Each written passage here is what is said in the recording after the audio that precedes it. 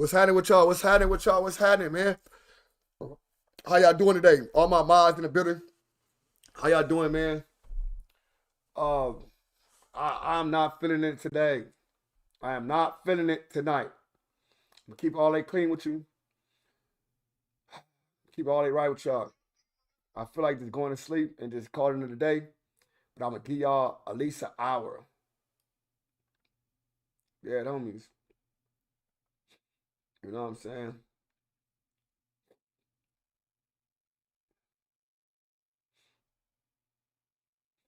This is a good interview, I believe. I just know the era of the aura of the interview. Tupac fans, with some of my Tupac fans, with some of my good peoples. Shout out to both sides. Hey, if y'all on Twitch, please stay on Twitch for a minute. If y'all on Twitch, my Twitch people, if I can get 4 or 5 people to stay on Twitch, I'm trying to get to the next level. I gotta get 4 or 5 streams to stay on Twitch. 4 or 5 people to stay on Twitch the whole live. So I need y'all to stay on Twitch majority of the live, please. My Twitch people, stay in tune, please. Because I'm finna go past affiliate on Twitch. I'm doing my thing. I'm doing all the monetization for all my platforms. So please, I need y'all to stay on Twitch. I the ones on Twitch. You know what I'm saying? On the gang, I appreciate it. I really appreciate it. I really do appreciate it. I'm on both sides. Now, that's cool. Be on both sides. That's cool. But at times, at times how long you are people on Twitch and how much traffic on Twitch. So I just need some more. I need more time on Twitch and more traffic on Twitch, so I can go to the next part. So I start getting paid like get paid on YouTube. So you know what I'm saying. So it's highly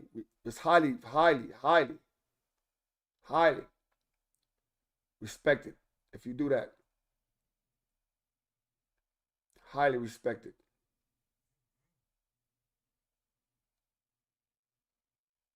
Straight up.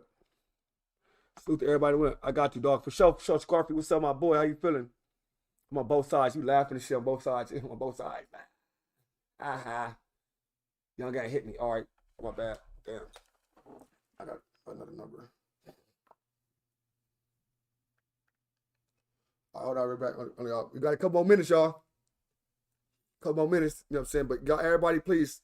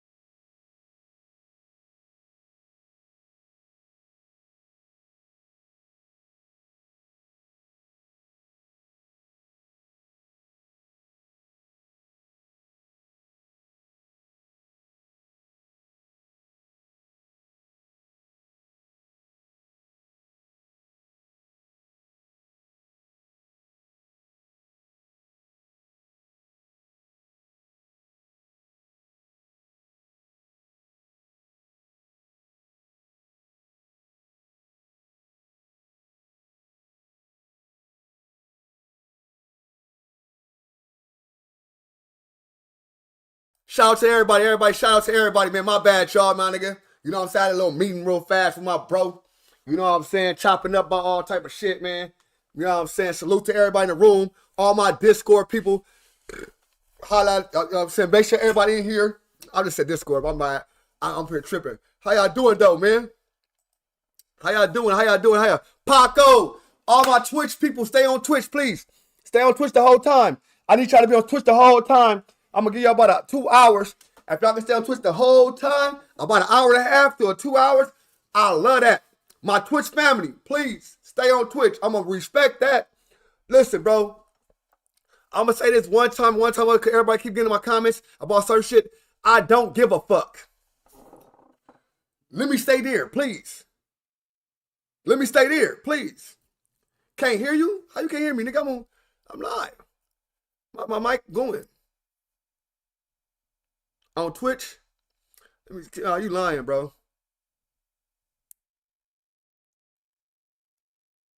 You lying. You hear me on Twitch? Y'all hear me on Twitch? Cuz? Let me go on Twitch, cuz. On the set. Can't hear you on Twitch. It's crazy. How the fuck you can't hear me on Twitch? Scarfy, man, let me know something. You can't hear me or what, man? I can hear. All right. You ain't even on. I can hear you. I can hear you on Twitch. You can't hear me on Twitch. You said, I don't give a fuck. I don't. All right, let me see. Let me go on Twitch, cuz, and see what's going on Twitch real fast. I don't give a fuck, bro. I don't care about all this shit niggas talk about. I don't care about what niggas, oh yeah, what about this? Oh, he looked at this person. So fucking what, bro? Dead homie, I'm tired of you niggas making up something, bro. Oh, my mama. I hate that type of shit about niggas. Niggas wanna give you scenarios. Oh, look, one day Wack called in and he was laughing at all Wack jokes. Man, shut the fuck up. Nigga, y'all niggas don't know what hating means. Nigga, a hater ain't gonna sit and kick with you. Hater ain't gonna do nothing with you, but nigga tear you down, nigga, every time they get, nigga. Nigga, haters ain't gonna feel, oh, he is hating on them low key. Yeah, shut up, nigga. You niggas hating low key, nigga. Know that. You niggas that's hating low key on West Side. You the hater. I want you niggas to know that, Josh. You the hater, brother. Dead Lokes. It's nothing about it, but you the hater, bro. Go live. Let me see. Manage it. Got it. Oh, I got the ads going. Oh, I got the ads going. I got the ads on Twitch going. All right, Twitch back on. I got the Twitch up. Twitch, you can hear it. You're hearing Twitch. Twitch working. On good. Got the ads on Twitch going. On good. We got the Twitch going. Get that money on Twitch. I got 3 pages at one time going, brother. You can't mess with me. No, I don't. You don't have to reset the app. I had to turn the app. I had to turn on the thing on Twitch. We back on. No, your phone wasn't tripping. It says off. It said it off. It said sound off. It said it. No, it said sound off, bro. You was right. You was right, bro. It said the sound was muted on everything. She was just hearing it on both sides. You know what I'm saying? So make sure y'all look at the ads on Twitch, man. But like I said, bro, I'm done with this shit, bro. They do the content. You do videos. I'm gonna react to the videos. But all that, my personal opinion on it, I don't give a fuck. Keep me out of it, bro. Don't ask ODM Slim nothing. Don't call me ODM Slim nothing. Oh, mama, I'm done with that. I don't agree with none of it. None of it. I don't agree with it. Everybody, oh yeah, but what about this? What about that? What about this? I don't care. On gang. I believe in talking to a person face to face. I believe in getting at somebody head up. That is my beliefs. If you go against my beliefs, I don't give a F who you is. It is what it is. Straight up. I don't have to believe everything. I don't have to go in what you want to go in. I don't have to accept that you like this. I don't have to. And that's a fact. That's a fact, bro. My mama. I'm a real general. I am who I am to my region. I am who I am to my everybody. And to me, going back and forth and seeing this type of shit is distasteful. It makes me look at other people that I probably looked at in a great light. It makes me look at you kind of crazy now. Straight up. And I'm going to leave it right there, bro. I don't want to talk about it no more. I don't care about it. I don't give a fuck. Do I believe he hated her? Hell no. Hating is really getting at niggas. Really saying this and that. Really, that's hating. Laughing at a joke is not hating. Hey, so that means every nigga that laughed at me was somebody clowned on me. So y'all hating on me? But y'all ain't gonna consider that hating. No, we wasn't hating on you, bro. No, of course you wasn't. Because y'all control the narrative. But guess what? I'm gonna control this motherfucker today. Welcome, dead homies. I'm gonna control this motherfucker today. It's my narrative, nigga. If you don't like it, so mother effing what? Blow me. Westside Crip. I mean what I said. I say what I mean on Crip. If you don't like it, blow me. Good look at Twitchers. Good look at everybody. That is what it is, fool. Oh, gang, I don't got time to be niggas be, oh yeah, what about this? No. You know what I'm saying? No. Don't have nothing to talk about, nigga. Crip strain. Yeah, I know. That's cool. I know everything you said. Whatever you say, brother. Whatever you say. I just threw up, nigga. And I recovered. Shout out Cam. LAM, bro. In the building. LAM. ODM. The fuck? LAM. ODM. Loyalty's a must. Loyalty's a must. Loyalty's a must. For all you disloyal ass niggas, don't fuck with me, please. I don't got time for it. I believe what I believe. I'm a believer. I believe what I believe, brother.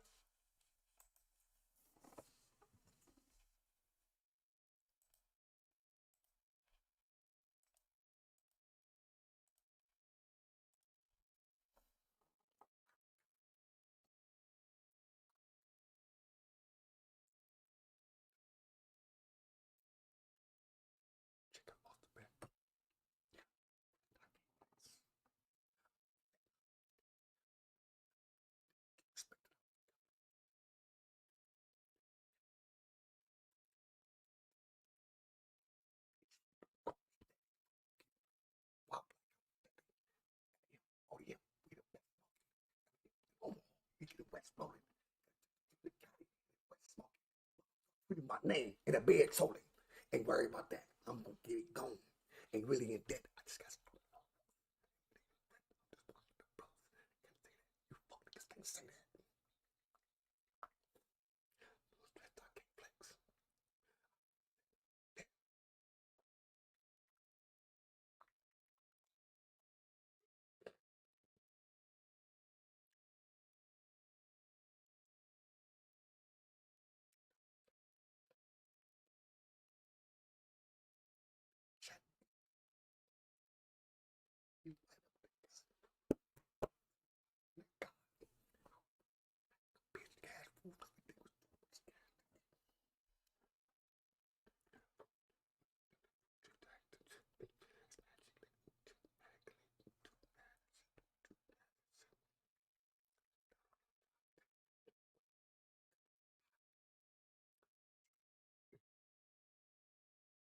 Oh.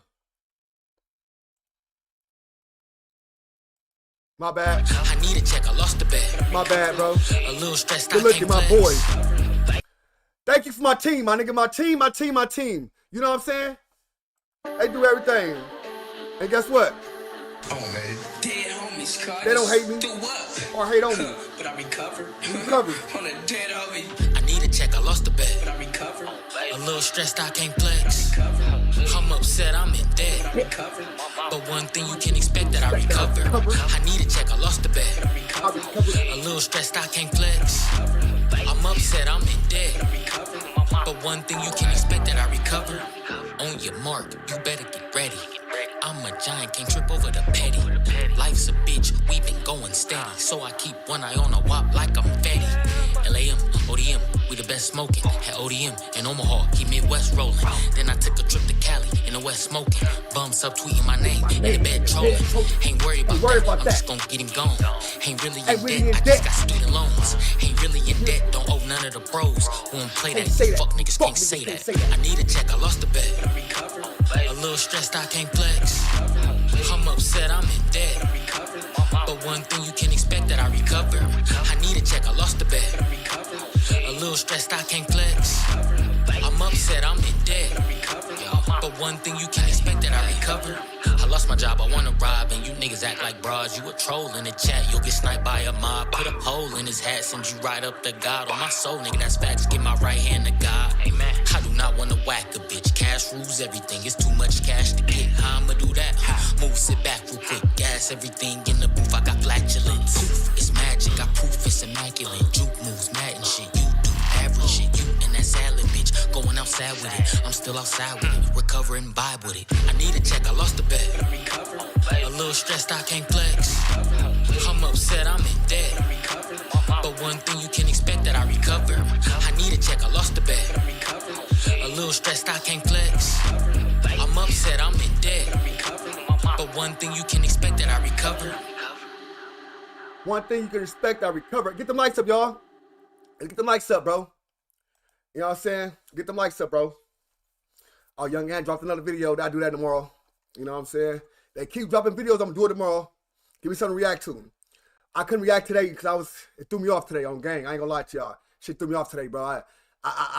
It just threw me off the way there's people talk about certain people. All that shit just threw me off. Like, I couldn't imagine this was going to happen like this, bro. You know what I'm saying? And it's crazy. It's crazy to look at. But like I said, it's my niggas. And I ain't stopping nothing. I'm not changing up on no nigga. I refuse to. And that's what it is. I'm loyal to Dre the Virgo, the company. You know what I'm saying? I'm loyal to Dre the Virgo, the company, bro. You know what I'm saying? Straight up. I'm loyal to the company, Dre the Virgo. That's my, you see us everywhere around my platforms. You see us in the corner over there. You see us on every video. You see us everywhere. I'm loyal to Dre the Virgo, the company. Straight up. Well, the inner person too. I ain't gonna say not the person as well, but I'm just saying the company as a whole. You know what I'm saying? I'm loyal to the company, bro. I'm loyal to the shit. Loyal to a fault. All right, my boys. Neckbone. Neckbone, we here, y'all. We here, y'all. Neckbone. Piru. Mob. Breaks it down about the Pac, about all this stuff going on, man. Listen, can I please get y'all to get to, we need 50 likes, y'all. Let's get 50 likes to start off with 50 likes. Double tap the screen one time. Neckbone, I'm giving y'all what y'all want. Y'all want this exclusive interviews. Y'all want me to stop the videos. Y'all want none of that type of stuff. I need my likes to be up, bro. That's all I ask. I'm paying for the subscriptions, memberships everywhere. Just get the likes up, please. I don't want to have to stop the video 1,000 times. After I get the likes up, I will not stop. So guess what?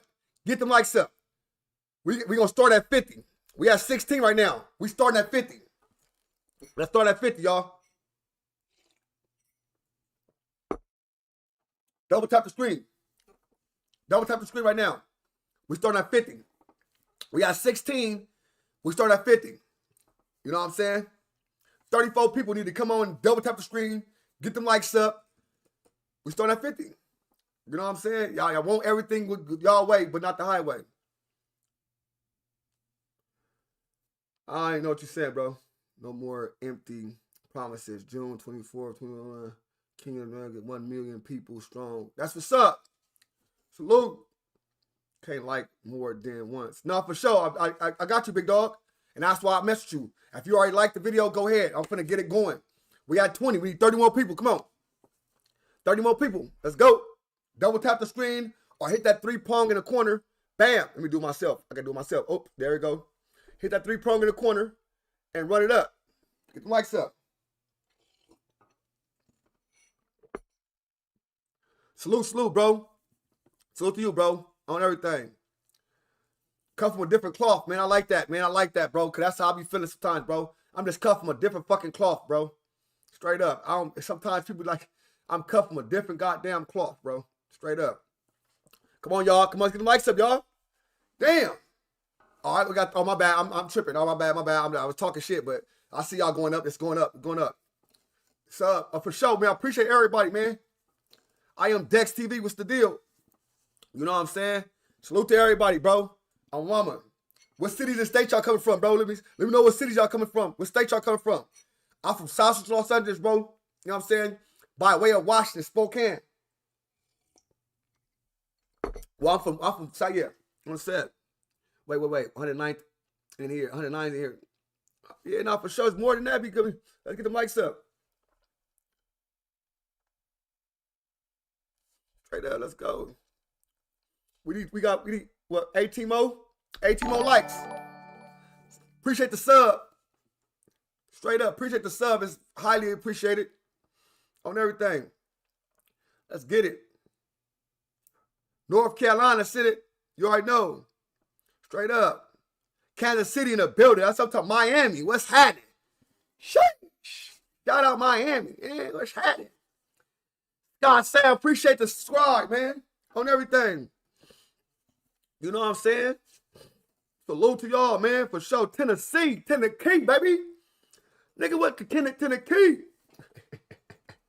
Tennessee. Straight up, Philly in the building. Shout out Philly, baby.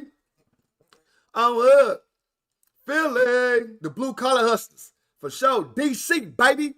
Shout out to DC, man. On everything, shout out DC. Little mom from DC be tripping. She blinked up. Straight up. Let's go, y'all. Come on. What y'all doing, baby? 313. What's that? What's up, though? What's 313? Come on, shoot that shit out. London, man. UK, man. United Kingdom in this bitch. Shout out to you. Yeah. I live in Montana, but I sleep in my truck at my job in North Dakota. Because I came home to Los Angeles tomorrow. Understand? That's Milltown. Milltown. What's Milltown, bro? Milltown. Let me know something. Milwaukee?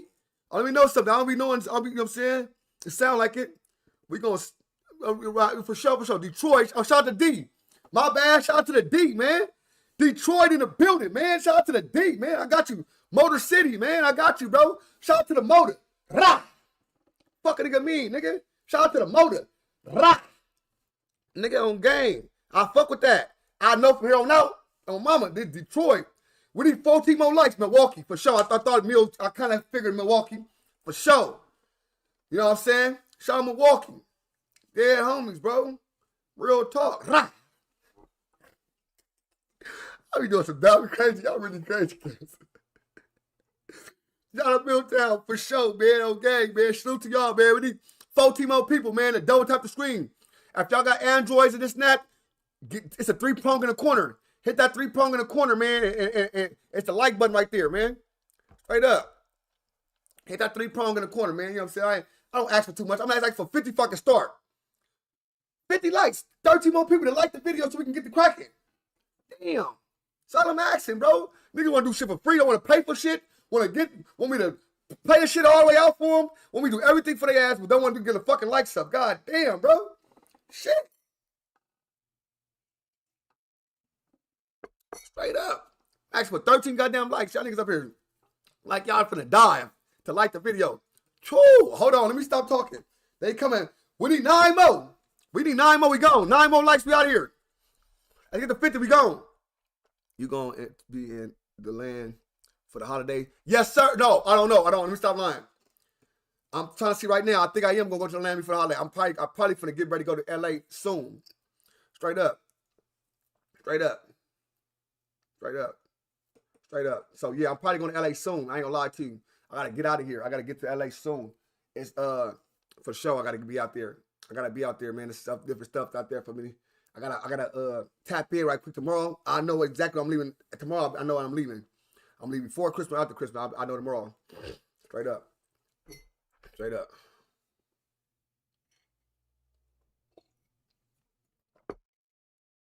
You said, why? The algorithm, man. What the fuck you mean? Why? Why do I pay for a video and let y'all watch it then? Why do I do that? Like, what the fuck you mean, why? Like, niggas said the dumbest shit. Why? Why would I, why are you in here watching a video you can pay for $9, $10 for, you can watch yourself? Corey. Your name should be corny. Bompton, all right. All right. Why Bompton? We both talking that, well, I got your bitch ass. I'm gonna beat your ass, nigga. We need 4 more likes, y'all. 4 more likes. We both talking wild as crazy, cuz. We need 4 more likes, man. I ain't getting off of it, because usually I just say, fuck it, let's get it up in here. But nah, fuck that. I'm being firm now. I'm being firm today. Man, I do too much shit to be on this motherfucker doing nothing. You know what I'm saying? I got too many niggas hating on me. You know what I'm saying? I would talk it up to your mods. Okay. Okay. All right, my bad. All right, my bad. I be all in y'all business on the hood. Bompton. You say Bompton have been a Piru. Lime. Come on, man. Not Lime, nigga. What? My nigga Pug, rest in peace, my dog, nigga. What? Stop it. My nigga, man. Dead homie, juvenile hall, nigga, man. Black ass, get cracking on niggas. Beat shit up. Man, my nigga, man, on game, Limewood, man, on game, bro. Damn, you threw me back right now, cuz, saying that. Damn. Blew my mind, man. My nigga from Limewood, man, my boy, man. That's my childhood friend, nigga, on my mama. We need 3 more likes, y'all. Or we finna get cracking. 3 more likes. Man, that shit threw me back right now. That's the shit. 3 more likes, man. Let's go. So you done 3 likes, I'm going crazy. So I see them 3 likes, I'm finna go nuts. I'm finna go nuts, I'm waiting. Straight up, that's my dog, man. That's cold shit. Straight up. Limewood, Piru. For real. Win, lose, or draw, I need a marathon burger, and I got you on a meal and a drink, homie. I'm gonna beat your back. Let me stop. I don't want to say too much cussing words. I be doing too much sometimes. People, oh, we out of here. We out of here. We out of here. All right, here we go. Today we have OG Neckbone from Mob Piru doing his first ever interview. Neckbone was close to Tupac during his time at Death Row and was involved in the fight at the MGM with Tupac and Orlando Anderson, which unfortunately led to Tupac's death a few hours later. Neckbone, welcome to Vlad TV. What's up, Vlad? Thank you. Well, I want to start in the very beginning. Grew up in Compton. Yep. Grew up in Compton. So you were born in 1964. Yep. So this is before the gangs and everything else like that. It's always been gangs. It just wasn't Crips and Bloods. Okay. Say that again. It always been gangs, but it wasn't Crips and Bloods. That makes a lot of sense, because everybody want to blame everything on Crips and Bloods. Oh, the Crips and Bloods did all this. It always been gangs. Just wasn't Crips and Bloods. Because originally there were the Piru Street Boys. Yes, sir. Piru Street Boys, one of the original gangs of Compton before the Crips. That was what, 72? They was in like 69. 69. Because it was just a street. Aha, You know Piru what I'm Street. saying? It was just Piru Street, and it was the people that lived around in that street, the young brothers that lived around in that area. Then it spread it out. It had spread it out through Compton, but it wasn't a red and blue thing going on yet, even though they said blood, because blood was just the basic word. You know, they came back from Vietnam, everybody saying blood and young blood, you know what I mean? Mm-hmm. So that was the basic word for just about every black it was at the time for a little second. Right. When did the Crips start showing up in Compton? Around 72, 71, 72. Okay. But they were wild, too. And originally, the Crips and the Bloods were cool. When they came to Compton, it was a mingle thing. Like, everybody was trying to be cool a little bit, but the Crips, they just swept, and the more people you got and the more areas you take over, the more power you get. You know what I'm saying? So it became a situation where they was at odds because y'all ain't running this way, y'all ain't running us. But we let y'all in, it's conflict now. You know what I'm saying? So it just didn't work out. Okay. With the Piru Street Boys and the Crips. It just didn't work out. Was there something that sparked the beef between the Crips and the Bloods during that time? Well, like I say, the Crips took over a lot of stuff. It was a lot of blood hoods already. And the Crips came and took over a lot of stuff. They swept the nation. You got a generational movement thing type going, you know what I'm saying, still going on today. Certain generations, like, they decided you got certain blood gangs was already there. Then when the Crips came out, they was automatically like, okay, well, this ain't gonna work because they clashing. We want this, and they want that, so they fighting. They doing a lot of fighting and struggling, you know what I'm saying? It just control areas, Los Angeles and Compton, but it took place in Los Angeles because it was right around the corner from my grandma. My grandma stayed on 83rd between Wadsworth and Central. East side. Okay, so you met Suge in 7th grade. Well, I was in the 7th grade, he was in the 6th grade. Okay. He was a little younger. He was younger. Yeah. But the same, it's still like the same though. Right. Yeah. So over the years, were you guys around each other a lot or not really? Well, in our neighborhood, kids came out and played. And like I came from going to Mark Twain Elementary around the corner. I didn't really get to grow up with the foster kids. You know, the name of the elementary was Foster. Not that they was foster kids. The name of the elementary was Stephen Foster. I went to Mark Twain. That was like 2 schools that had one side of the neighborhood, and they school had the other side of the neighborhood. So once I got in the 7th grade, I started blending in with the kids that went to Foster Elementary.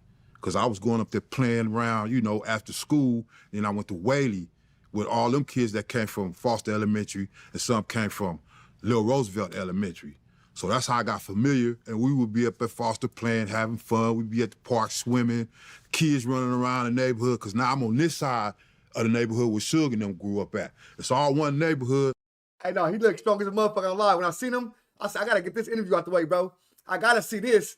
You know what I'm saying? This, I'm looking at it just like y'all looking at it. I have to see it. This man, look at him. He just a, you know what I'm saying? Original mob. And, you know, I fuck with the Tupac Soho, get down to Tupac and all the shit. So we need to get that original story out. But it was split in half by the elementaries. Did you know Keefe D around this time too? I met Keefe D around about the 8th grade, playing Pop Warner football. Okay, around the same time. Yeah. Okay. But I played with the big boys. I was a little guy playing with the big boys. They was all playing pee-wees, and I was playing junior band when I was 12. But I knew of everybody because my relatives played Whitty, Simon Goss, Kenny Goss. You know what I mean? My uncle, Simon Goss Sr., helped start Greater Compton football. So that's a whole other intimate in Compton. Through sports, we knew a lot of people from on that side of town when we was kids, before everybody started gang banging. Right. Well, originally it was Luders Park, Piru. Right? Originally it was Piru Street. Right. Piru Street went hooked up with Luders Park. Aha. And became Luders Park Piru. Got it. Now, in Luders Park, Piru, there was a clique called Mob. Yeah, okay, on our side, you got the park on one side of Rosecrans, and you had Luders Park on our side of Rosecrans. But within that Luders Park vicinity on our side of Rosecrans, we had some guys that was about straight money. And one of them was like pushing a line about the money. So, you know, his family was affiliated with Pirus in the neighborhood, youngsters though. You know what I'm saying? And he teamed up with them and put them in the game and showed how to get some real money. So that's when the mob started. Big Teddy, the one started the mob. But he didn't start Mob Piru, but it was Pirus involved, little youngsters. Okay. Okay, so eventually that became Mob Piru. As the generations went past, it was What's up, nigga? Honey, let loose, honey. Eastside Mob, but we was Eastside Pirus too. But the clique was small. Our neighborhood was Luders Park, and we had formed Mob Piru from just the homies that was the mob. And as generations went on, it got bigger and bigger and bigger. As the kids start growing up, more of the youngs start gravitating toward the mob. Right, and you're one of the original Mob Piru members? I'm like a between first and second generation. I was there when the first generation was doing their thing. I watched them and learned from them. I sit back and observe and be around them, and they was pretty tough, and they took on the mentality of being from the mob, which was like money power rules. You know what I'm saying? Before everybody was trying to make money, that's how it was. So I was being a part of that just from looking at them and knowing them. And then I started participating in activities because I wanted money and I wanted, you know what I mean? But we running into situations with Crips. No games. You know what I'm saying? Everything on that side, we didn't get along with them. So we power rules, all our big brothers, they use power rules. So it all formulated into mob power rule. But it all started as the mob, just a little clique in Lewis Park on our side of the tracks. So you were around 15 years old when you joined? Well, I can't even say I joined because it wasn't like it was a gang and I seen the gang and said, I want to be a part of y'all. We all grew up in it together. Uh-huh. So you know you what never... I'm saying? We went from phases in life together. So you never jumped in or anything else like that? Nah, I wasn't jumped in because I had too many fights. You know what I'm saying? That's how I got jumped in, fighting. Because that's how they gonna test you in the neighborhood. They gonna test you, and your name gonna be understood to be a certain type of individual. You know what I'm saying? And you gonna take on the responsibilities of the neighborhood, and you gonna prove that. And once you prove that, ain't no jumping. That's your jumping. I jump in took years. It wasn't just okay, let's go whoop his ass. Now you're part of the gang. No, you had to be raised and orientated to be a part of where we come from. Right, that's hard. To be a real one. Well, at age 15, you get arrested for a stolen bike and a box full of jewelry. Yeah. So you were robbing houses, or? Man, it was on, man. Wherever the money was at, that's what we was doing. But I didn't mess around in the neighborhood. I didn't mess with the neighbors. I didn't do nothing. I wasn't with that. We didn't even mess with blacks when I was a kid. We didn't even mess with, we went out and did our thing. You know what I'm saying? So I was on my way to school one morning, going out Compton Boulevard. I was going to Dominguez, and the sheriffs was known for, you know, jacking the homies, sweating, okay, you going to jail today, you going to jail. So they caught me on the beach cruiser on the way to school. This beach cruiser come up stolen. I had a pocket full of jewelry in a little box because I used to go to this little scrap metal place and sell my jewelry to this white cat over there. He used to give me a nice little something for my stuff, you know? Mm-hmm. So one of the mornings I got caught and they took me down and I wound up going to juvenile hall and all that, but it wasn't no case. I did the little time, they call it like in cardio time. What was it? I stayed there about like 4 months and got out. Okay. Los Petrinos. All right. So you get arrested that one time, you do juvie. Yep. And you continue to get arrested? Continue to get arrested. Okay. So what ages are you getting arrested after that? 15, 16, 17, 18. I start, first time I hit the county jail, I was like 18.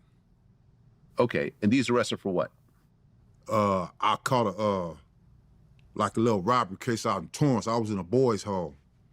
And I was just too wild, you know what I'm saying? I used to hit the gate. I was going to this trade school out in Torrance. You know what I'm saying? It's like a furlough thing to go to trade school.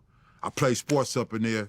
I was real good at sports. You know, I had scholarship offers. I used to be in the LA Times, you know, in this boys' home in Inglewood called Masada. And once I start going to the trade school, I start hitting licks on the way to school. I whoop and then go to school, then catch the bus back to the facility. And I got busted. One day, I got busted. The people look, I come to do my thing, and we looked at each other eye to eye.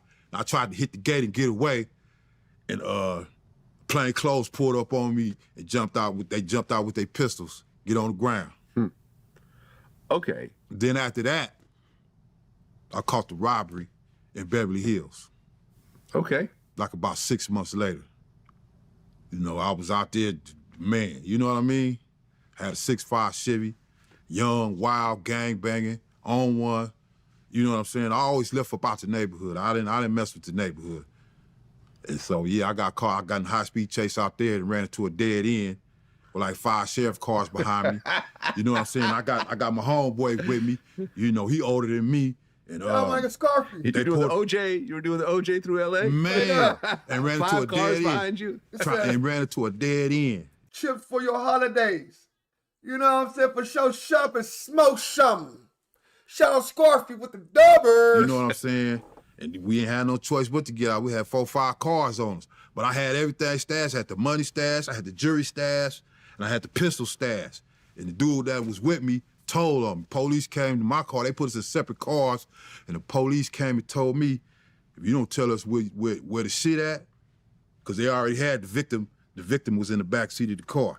If you don't tell us where the shit at, I did like seven little licks. You going to county hospital. Man, I ain't got nothing to say. So he went to the other car with the other cat that was with me, and then I can hear him tearing my car up, and I hear Scorpio season head ass niggas. Hey, it's your day, huh? It's your day today? Happy birthday, bro.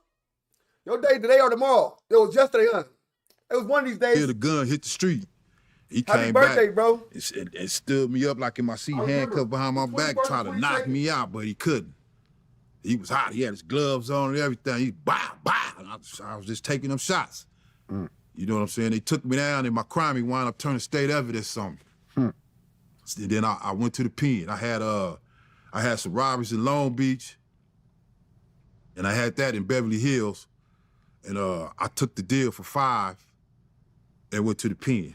5 years 5 years. in the state. In the state. Okay, I so was a baby. now you're with the big boys. I'm with the big boys. Okay. During that time, what do you think was the most serious situation you got into? In the pen? Yeah. Well, I was at Folsom. I went from Susanville, Jamestown, San Quentin, Chino, getting into shit, because everywhere I went, I was outnumbered. Right. Mostly Mexicans, right? No, this time the Crips was always on me. Ah, okay. You know what I'm saying? You gotta stay strong or take your punk ass home, one of the two. And I'm finna stay strong until the police say, okay, with you, know what I'm saying? Other than that, all that made me work my way up to being in Folsom. You know, I hit Folsom like October 1984. And that was, as soon as we got off the bus, the buzzers went off, the horns was going off, we hear the guns in one building, and all the police ran from down so 5 count gate down right? the 5 pound. You see how he say with the Mexicans, right? And he like, nah. Because the Mexican mafia probably wasn't even out at that time. You know what I'm saying? People don't even understand that. That certain thing that they became established after all that was going on the hood. I just want to make that point real fast. I gotta do something. 5 building count gate to 1 building. When they came back, they had a motherfucker, a brother. He had a thing this long going this side, coming out that side. Damn. A sword. A sword. Okay. Folsom wasn't no joke when I was there. It was the real Folsom, the shit kicking days. You know what I'm saying? I don't want to name no names, but it was on, man. It was on, and it was racial. Well, we got into it with the Crips a few times because it was so many of them. But you know, when I got there, I liked to deprive of the homies that was there, you know, from my side, because it would be like 2 homies over here, 60 Crips over there, 3 homies over here, 30 Crips up. Man, they took up so much of everything, but then they wound up getting into it with the Mexicans. They had went to war with them. And then after that, we went to war with them behind something that happened up in the license plates, where they pressed license plates. We had a few homies up in there working, and they stabbed up one of my homies in the back, and they had a big riot up there. You know what I'm saying? They shut the pen down. They was always locking the pen down. It was always stickings. It was always murders. So this time they locked the pen down. They let us out. We getting around. I'm in my cell. Me and my cellie, he's one of my homies. And it's time. You know what I'm saying? We got to do what we got to do. So I took the sink and busted down, made like 8 knives out of this little steel thing that went around the sink. We was in 5 building, the old Death Row, before Death Row was in San Quentin. You know what I'm saying? But it was mainline in it, but it was still like a dungeon, blind spots, all that. It was people coming up missing up in there, you know what I'm saying? And the homies in 2 building, they handled their business. When they came out for control feeding, they shut it down again. Then we came out, I was working in the kitchen. I done slid around and slid them up people's knives and stuff, you know, that's on my side in 5 building. So me and one of the homies going there and handle our business, and one of the homies was sitting across the chow hall. We have a control feed, everybody sitting down, police everywhere. So we finna handle our business, but before we get ready to handle our business, he come from way across the chow hall and sit at the table with us. You ain't even supposed to do nothing like that. He dry snitched on us, but we still got up and got off. And wound up going to the whole shoe program now. Okay, so you get out of prison around 87? I got out at the end of 87. Right, you're 23. Exactly. In 1988, Eazy-E drops Easy Does It and puts Compton on the map. The shit. Yeah. I'm banging that. Yeah. Everybody was. I ain't got nothing against Eazy-E. I was in the Bay. Yeah. I fell in love.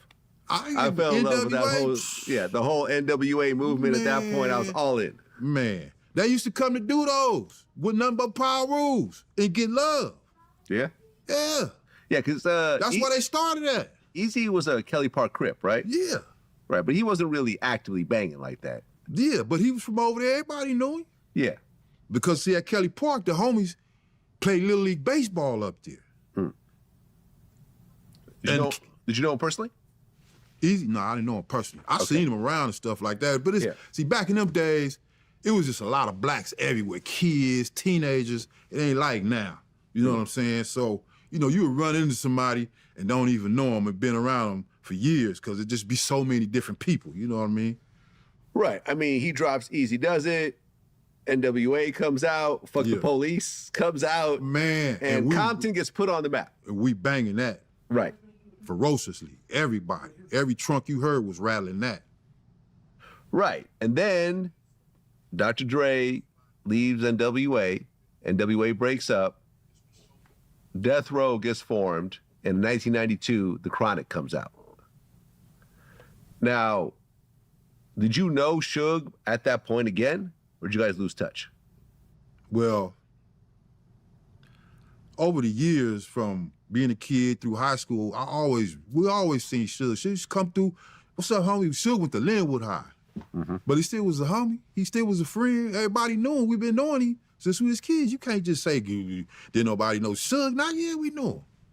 We knew Suge, but like, a lot of us played sports, but that don't mean we wasn't with it. That's just something how we was raised around. There wasn't no video games. No, you had to come outside, play tackle football in the middle of the street, go to the elementary and play basketball when the school was closed. You know, we all knew each other. We all blended around. So yeah, I knew Suge. Okay, was Suge ever Mob Piru growing up? Well, I'm gonna put it to you like this.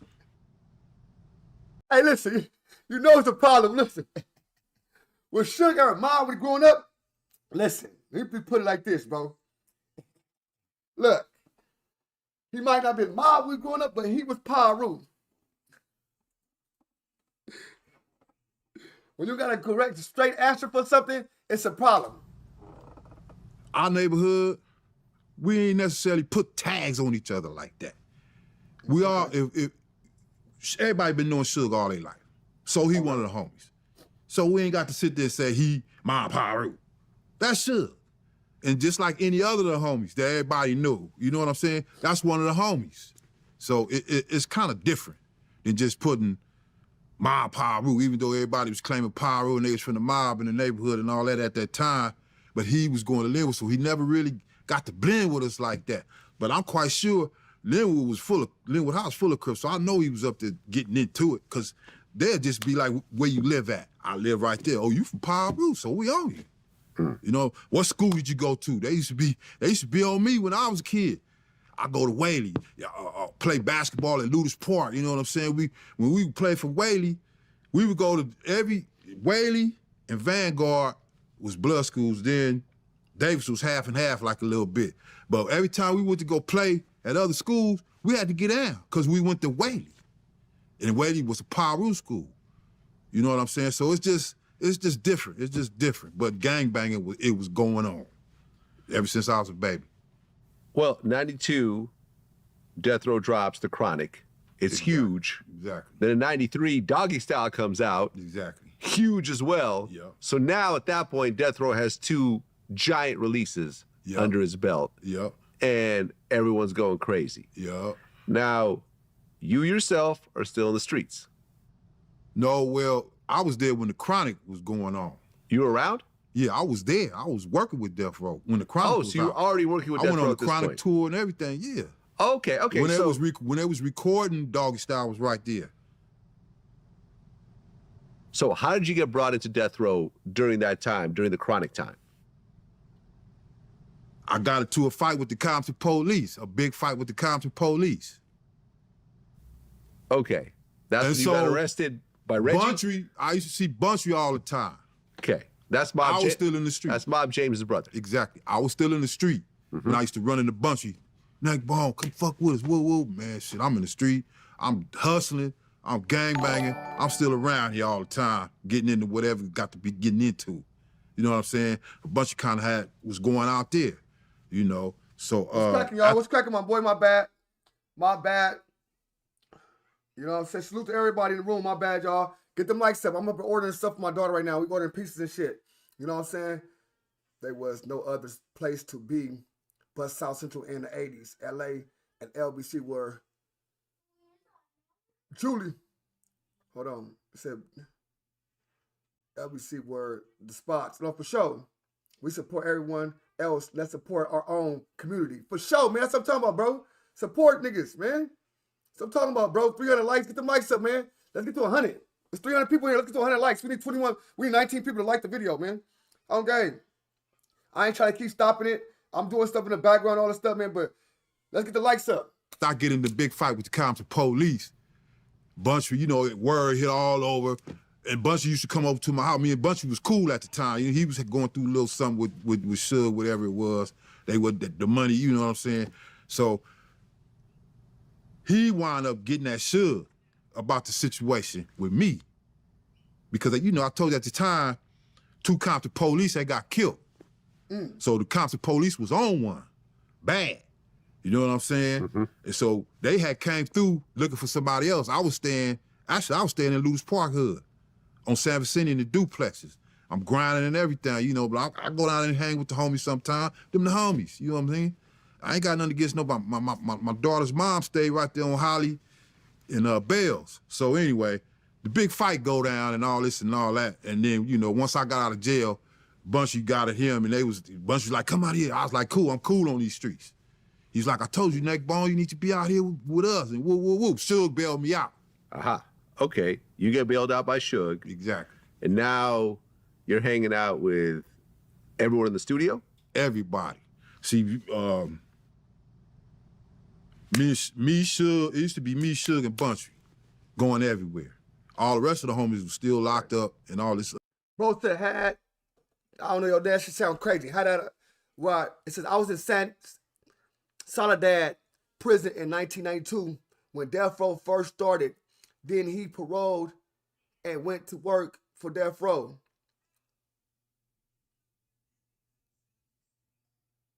Okay. Oh, you was in Soledad with bro in 92 when he first came on? When it first started? You know what I'm saying? Salute to everybody though. Other top stuff. When I started messing with Death Row, Bunchy was the only security they had. Period. Wasn't nobody else. When I started messing with Death Row, that's my dog, that's my homeboy, you know what I'm saying? So, you know, just by being with him, I'm cool.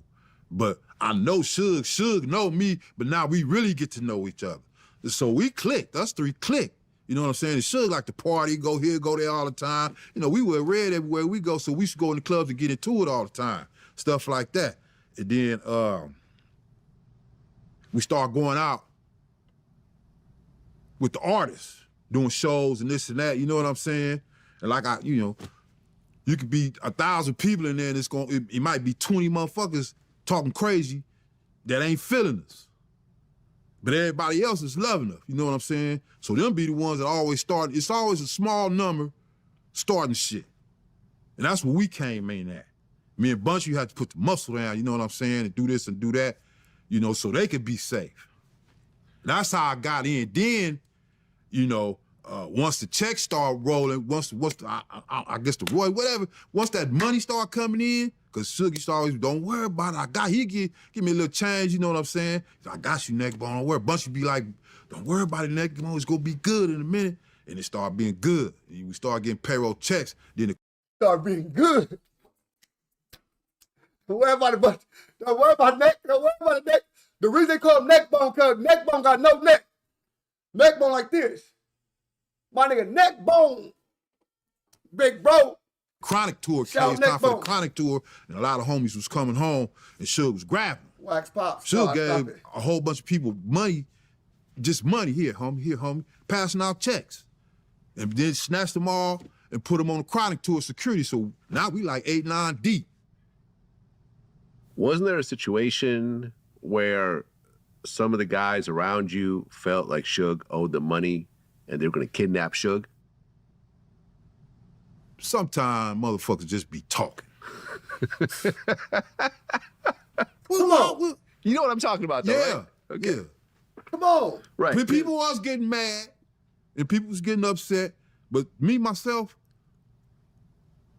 I would look at the situation as, we in $1 billion gold mine. You can't figure out how to make some money, manage some artists, make a beat, write a rap.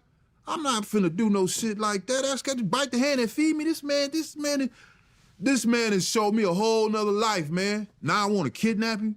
And when I'm sitting here, I used to listen to demo tapes. I used to get at artists. I used to be in the meetings with him, Jimmy Yvonne and all them at Interscope. And then we had them late night talks. I'm learning. Jimmy Yvonne, cuz. Nah.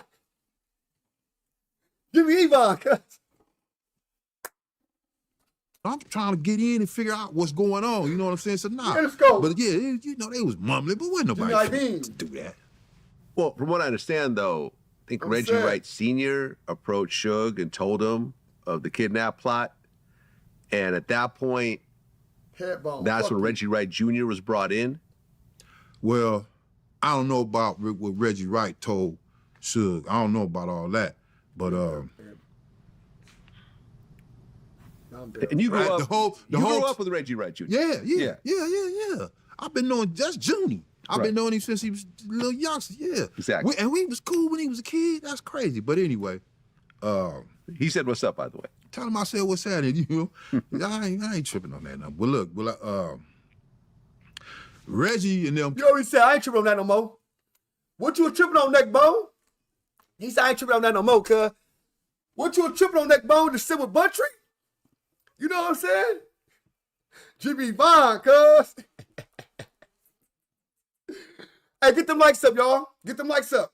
Straight up. Get them mics up. Let's get to 100 likes. We got 10 more people to get to 100 likes, y'all. Jimmy Vaughn. Came in not because of some gossip like that. It was time to expand because everybody needs security. Buntry and Neckbone can't watch everybody. We need some official around here. We need some guys that can carry guns, that's licensed. Suge is smart, man. He said we need to put a security team together. Not just the homies, we need some real people that can, you know what I'm saying? Even though we handled all the business, for sure, wasn't no problem. But he needed something more. He needs something more official than that. And that's when Reggie, because him and Reggie grew up together. They grew up together. So that was automatic. I was already a connection. Well, you always heard stories where people would get beat up in the studio. Heard there was like a room in the back that didn't have a door handle and that type of thing. Well, me, myself, I never seen somebody just walk in death row and get their ass whooped, just to be getting their ass whooped. Okay. Now, all the shit I was involved in is because you had record label execs messing people out of their money. You had this company over here stealing money. You had these guys over here, they done shot at us around the corner, so we got to do. It was a protection thing. It was a reflex thing. You know what I'm saying? It wasn't like we just ran around just terrorizing for nothing. You got to hold your ground. And people gonna try the new record label that's making all this money all the women like him. They just running around doing their thing. We was doing our thing, but we had a purpose to it. It wasn't just on GP like they try to make it. It wasn't just on GP. You know, business had to be handled. Just that simple. And any other business is the same way. You ain't finna let nobody just come take over nothing up, just cheat you out of something and this and that, you know, because it was a lot of money start coming. Well, look, I've talked to a lot of people about this. Like, for example, the DOC. Yeah. Right? He was just talking about how he'd go to the studio and... That's my baby.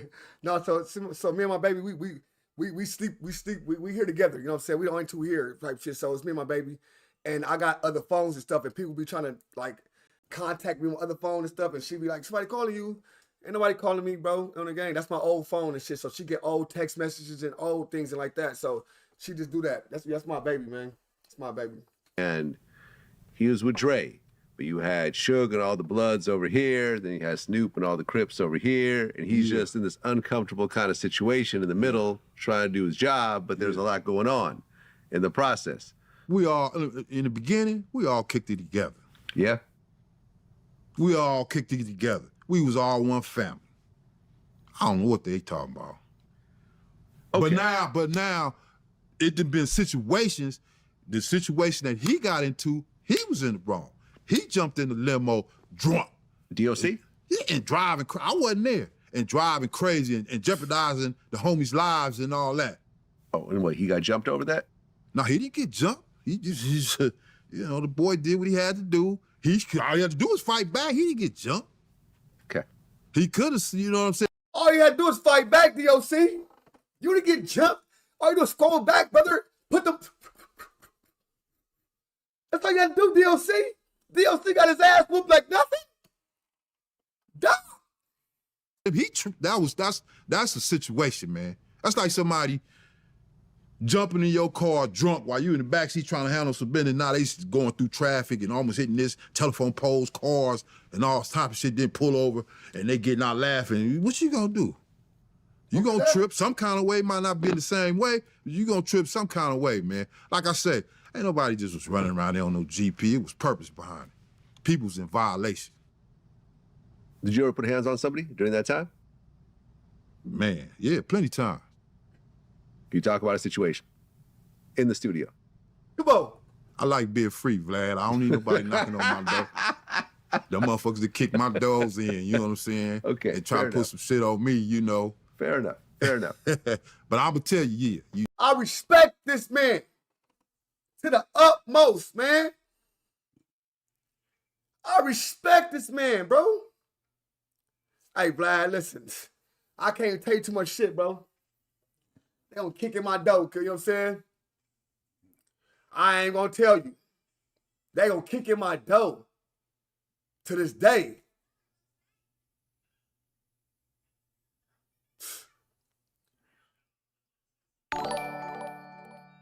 Go ahead, Sharp. At Scarfy? Scarfy310, $2 super chat. You make it sound easy. You gonna be easy work. Happy cat face emoji. Yeah, it's simple. It's simple, Scarfy. Shout out to you, sir. I'm gonna beat the dog brakes off you. You know, Okay, so I'm gonna give you one situation. let's go. Mary J. Blige. Double platinum. Wasn't getting nothing. For a long time. Wasn't nobody trying to help her get her money. Didn't nobody care about her getting her money. And Suge came in the game, making sure people's contracts was right, getting them the money that they was owed and stuff like that. So he already had that reputation. You know what I'm saying? And, you know, the cats refused to pay her. They owed her millions. And they just needed a little coercion in dealing with business the way it should be dealt with and quit disrespecting her. You still gonna get your money. Right. I think they was some top notches from Uptown, whatever. I don't remember. Uptown Records. Yeah. But Andre Harrell. It wasn't him. Right, but he was the head of Yeah, of but Uptown. it wasn't him. It was somebody she was dealing with. They was robbing her. Okay. So Got straightened out though. basically they Nigga, They was robbing her.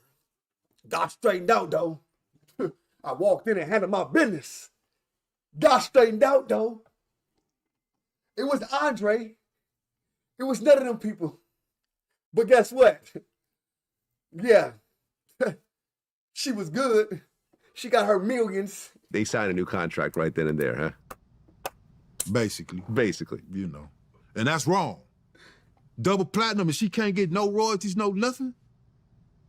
Were you with Suge during the whole Vanilla Ice hotel incident? Nah, I was in the pen. Okay, you heard about it, though. I was hearing, I was hearing about it. I was Okay. a solid dad, yeah. Were you with Suge during the whole Eazy-E signing, Dre's contract? Dang, right there, I was a solid dad, nigga. I was a solid dad. Oh, look, you said it, bro. Look, he said he was a solid dad with you. There you go. I was in the pen when they did that shit with that nigga, man.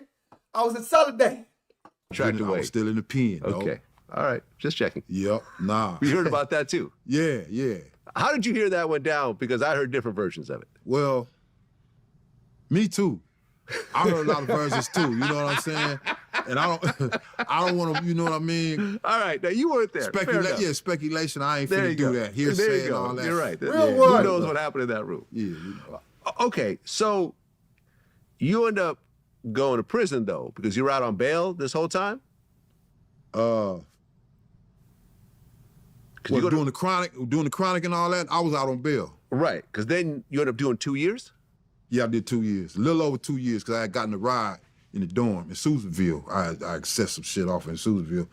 Called a little time. That's when Jake, I was in the hole writing Jake, because me and Jake used to talk on the phone all the time. Yeah, and, Big Jake, the homie, the loved one, that was my homie, man. Right, because Big Jake and Suge were like best friends. Best friends. Once I met Jake, when you meet a real homie, y'all gonna click. You know what I'm saying? Because coming from my side of the track, it's an authenticity to this, man. It's like, you got to be a real. Back in the days, you had to be a real one to represent this, man.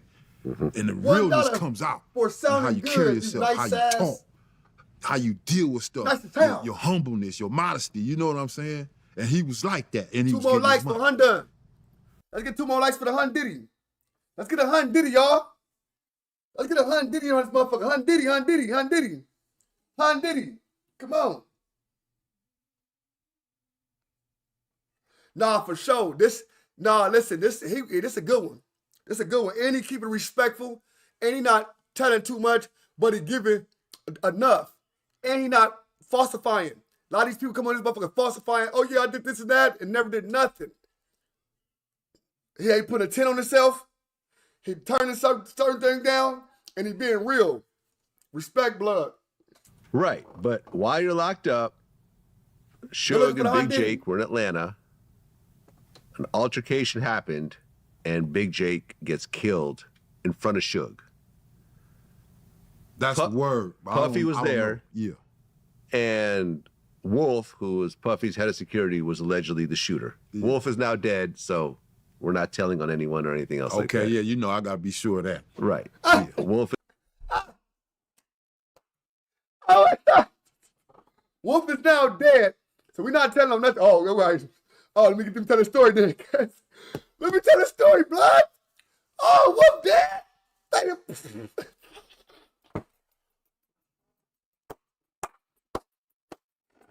Wolf dead? Oh, okay, I'll make sure. I gotta make sure Wolf dead. Nigga, Piru. Bought the Pac. No, not Pac yet. He talking about no Pac yet. On everything. They still in 92 right now. Pac ain't got there yet. They at 92 right now. They on the crank tour. On the crank tour doing it right now. But yeah, we be on his way. Show me proof first. Wolf go? Let me know something. All right. That's a real nigga for real, cuz of the set. Is gone, but that was a story that most people ran with. Yeah.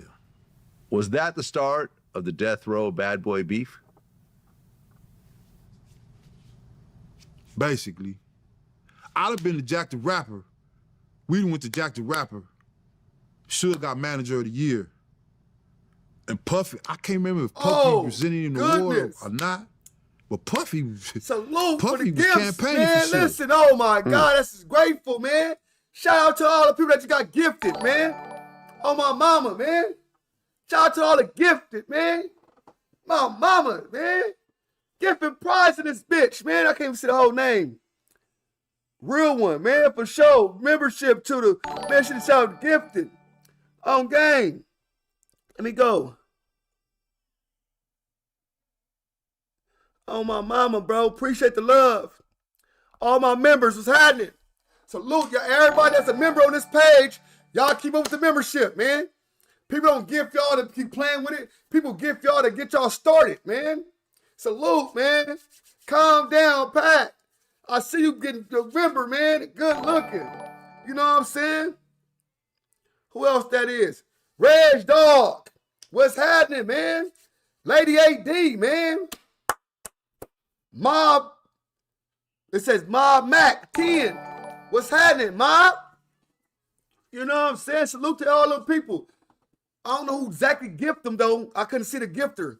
But salute to the gifter, man. I appreciate the love for the 5 gifts, bro. On my mama. Appreciate the 5 gifts. All love. I don't know if you're a woman or not, because I be doing this to women, but not to you. But I don't know if you do. Let me see. I got to check, man. If you're probably a man. If you're a bro, appreciate the love, bro. If you a loved one, appreciate that as well. I'm just going to do it in front of the camera, because I don't know. But I appreciate that, man, for real. Real facts.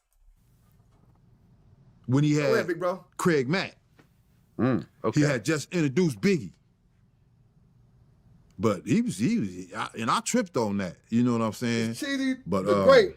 Oh yeah, for sure. Appreciate it, bro. Yeah, For sure, bro. that made Appreciate it it, bro. official On right everything. there. Salute. That made it official. Right. So you're locked up when that happens. Exactly. But then Okay. you get out. Yeah. End of 95. Yup. And 1 week before you get there, Tupac gets to death row. Exactly. So when you touch down, you go straight to death row? Nah, the homies came to the house. Right. Gave me money. I was trying to let my hair grow back. Them niggas came with some clippers, cut my hair all. You know what I'm saying? Family, man. This thing ain't just no. This stuff was for real, man. homie. These was my brothers. Any homie that I deal with, Let me go get is my like a pizza. brother to me, because Hold on. I ain't had no brothers and sisters. You know what I'm saying? So I take that friendship serious. Only child? Only child. Yeah, me too. You know, is that right? That's right. My siblings didn't make it. It was 3 other siblings. They didn't make it. And 65, 74, 76 moms, you know what I'm saying? They didn't make it. But I was the first one in 64 and I made it, you know. But yeah, it's stuff like that. I always wanted to have a brother or somebody close to, you know, made me serious about that. And anybody that know me will tell you that. I take my homies serious. Little homies, big homies, all that.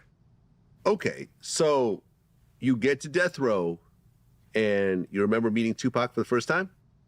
Yeah, because Pac was running around wild like always. You know, Pac doing his thing. He's having fun, though. Having fun, but he's steadily dropping hints about, you know, the little east-west stuff and the people over there and this and that or whatever. And like I say, one night we was out, you know what I'm saying?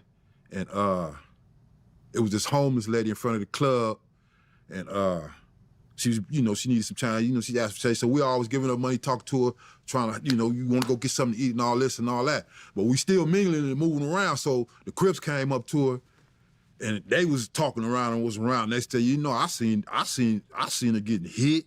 She hit the ground. They was stomping on her head and all that. So we jumped in. And it went down. Pac was in the club, and I remember Pac was something was going on with Pac. But Pac was with his people, his other people he was dealing with at the time.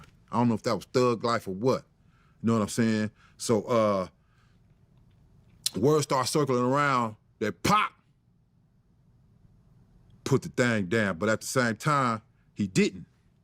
So, you know, somebody told him, you know what I'm saying, what was happening with me on that. And that's how we used to sit down and chop it up, you know what I'm saying? He kind of, you know, but he was cool with everybody. It wasn't just me. He had a relationship with everybody. He cared about, he had a special thing for everybody. And I seen that in him. And I seen how reckless he was. That's why I used to try to tell him, relax, Pac. Sit down, Pac. Pac, what you doing, Pac? You know, on situations he didn't have nothing to do with. He had that in him because he was with us and he knew our reputation. He seen us, you know what I'm saying, being active.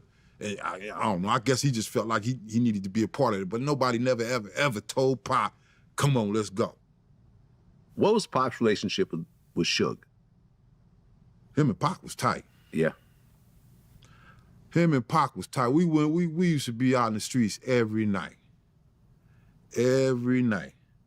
And I never seen no other artist close to Suge like Pac. They was tight. You know what I'm saying? And we had fun with Pac. And you know, like the rest of, you know, we would do little stuff here and there, you know, whatever. But him and Pac, we was already hanging with Suge. Then Pac, you know what I'm saying? They was just homies. They was just brothers, man. They was just tight like that because we was always around each other, always. It wasn't okay, we got to get together for a show or we in the studio. We was all around each other all the time, going everywhere. So yeah, they was tight. They be clowning and they be kicking. They was homies. What about Dre at this time? Dre was gone. So, what? But he was there when Pac was there. Yeah, he was there for about 2 or 3 days. Right, because you were in the studio when Pac did those first, like... Yeah, California Love and all that, yeah. All those first, like, set of songs, like the first 7 songs. Barney Rubble did the beat. Barney Rubble? Yeah. His name, we called him Barney Rubble. His name was Barney. He did the beat. Okay. And your boy Dre put the mix on it. Dre's he's a hell of a producer, but sometimes he just puts mix on some stuff. You know what I'm saying? But did nobody say nothing about none of that? I mean, Daz was doing some of the beats too. And, man, Daz was tight. Daz did a lot of beats on All Eyes on Me because Pac was cool with them. Right. We was cool with them. We was all cool. Okay, but after the first few days, Dre was just out? Dre just got on. He got the new, Dre went and did a video, California Love video. And wasn't nobody really feeling it. Some Mad Max type stuff, you know what I'm saying? I thought it was a dope video. You didn't like that? Depending on how you look at it. Because you talking about, Pac talking about Long Beach to Rosecrans, but the video showing people all out in the desert. He talking about some street in the hood shit, and they all out here in the desert, dressed crazy with the black shit all over their face. You know, if he would have found a song that matched that, yeah, but the song didn't match that. I mean, listen, so it's that art. caused. It's art. It's however you want to take it. To me, I thought it was great. Yeah, I was glad to see Pac back and have a big hit record, fresh out of jail. Yeah, you know, I did too. You know, if you didn't like it, you didn't like it. Yeah, certain parts was cool, but we was trying to adhere to the hood. That was our thing. We from the hood, and we trying to keep the hood party. Well, yeah, because Pac started all hoods. Yeah, because Pac started to diss Dre at one point, call him gay and everything else like that. And Dre wasn't coming to work. He didn't come to the studio no more. Pac ready to go. Right.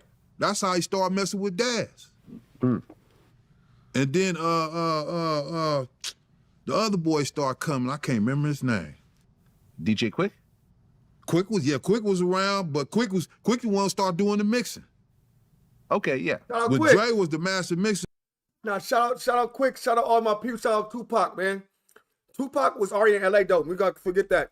Tupac had history in LA already before he signed with Death Row. Tupac was, like a lot of these other niggas, was banging Crip, claiming 40s. Tupac was just that type of nigga. You know what I'm saying? Tupac was that type of nigga, bro. You know what I'm saying? Like I said, my cousin running for 40s, had dealing with Tupac, you know what I'm saying, at the age, at that time, Tupac got robbed, you know what I'm saying, this snap, bam. Tupac had, you know what I'm saying, was banging, trying to bang this Crip shit at first. But then he went and got that shit done. What up, nigga? That shit do, nigga. But yeah, Tupac was in LA, cuz, on the set. Dead homies, cuz. Tupac was in LA banging Crip, cuz, on West Side. He was banging, I would say he was banging 40s, cuz. I can't say that. I dead homies. I can't say he was banging 40s, cuz, on the hood. My nigga Neem, that shit go wait till later, man.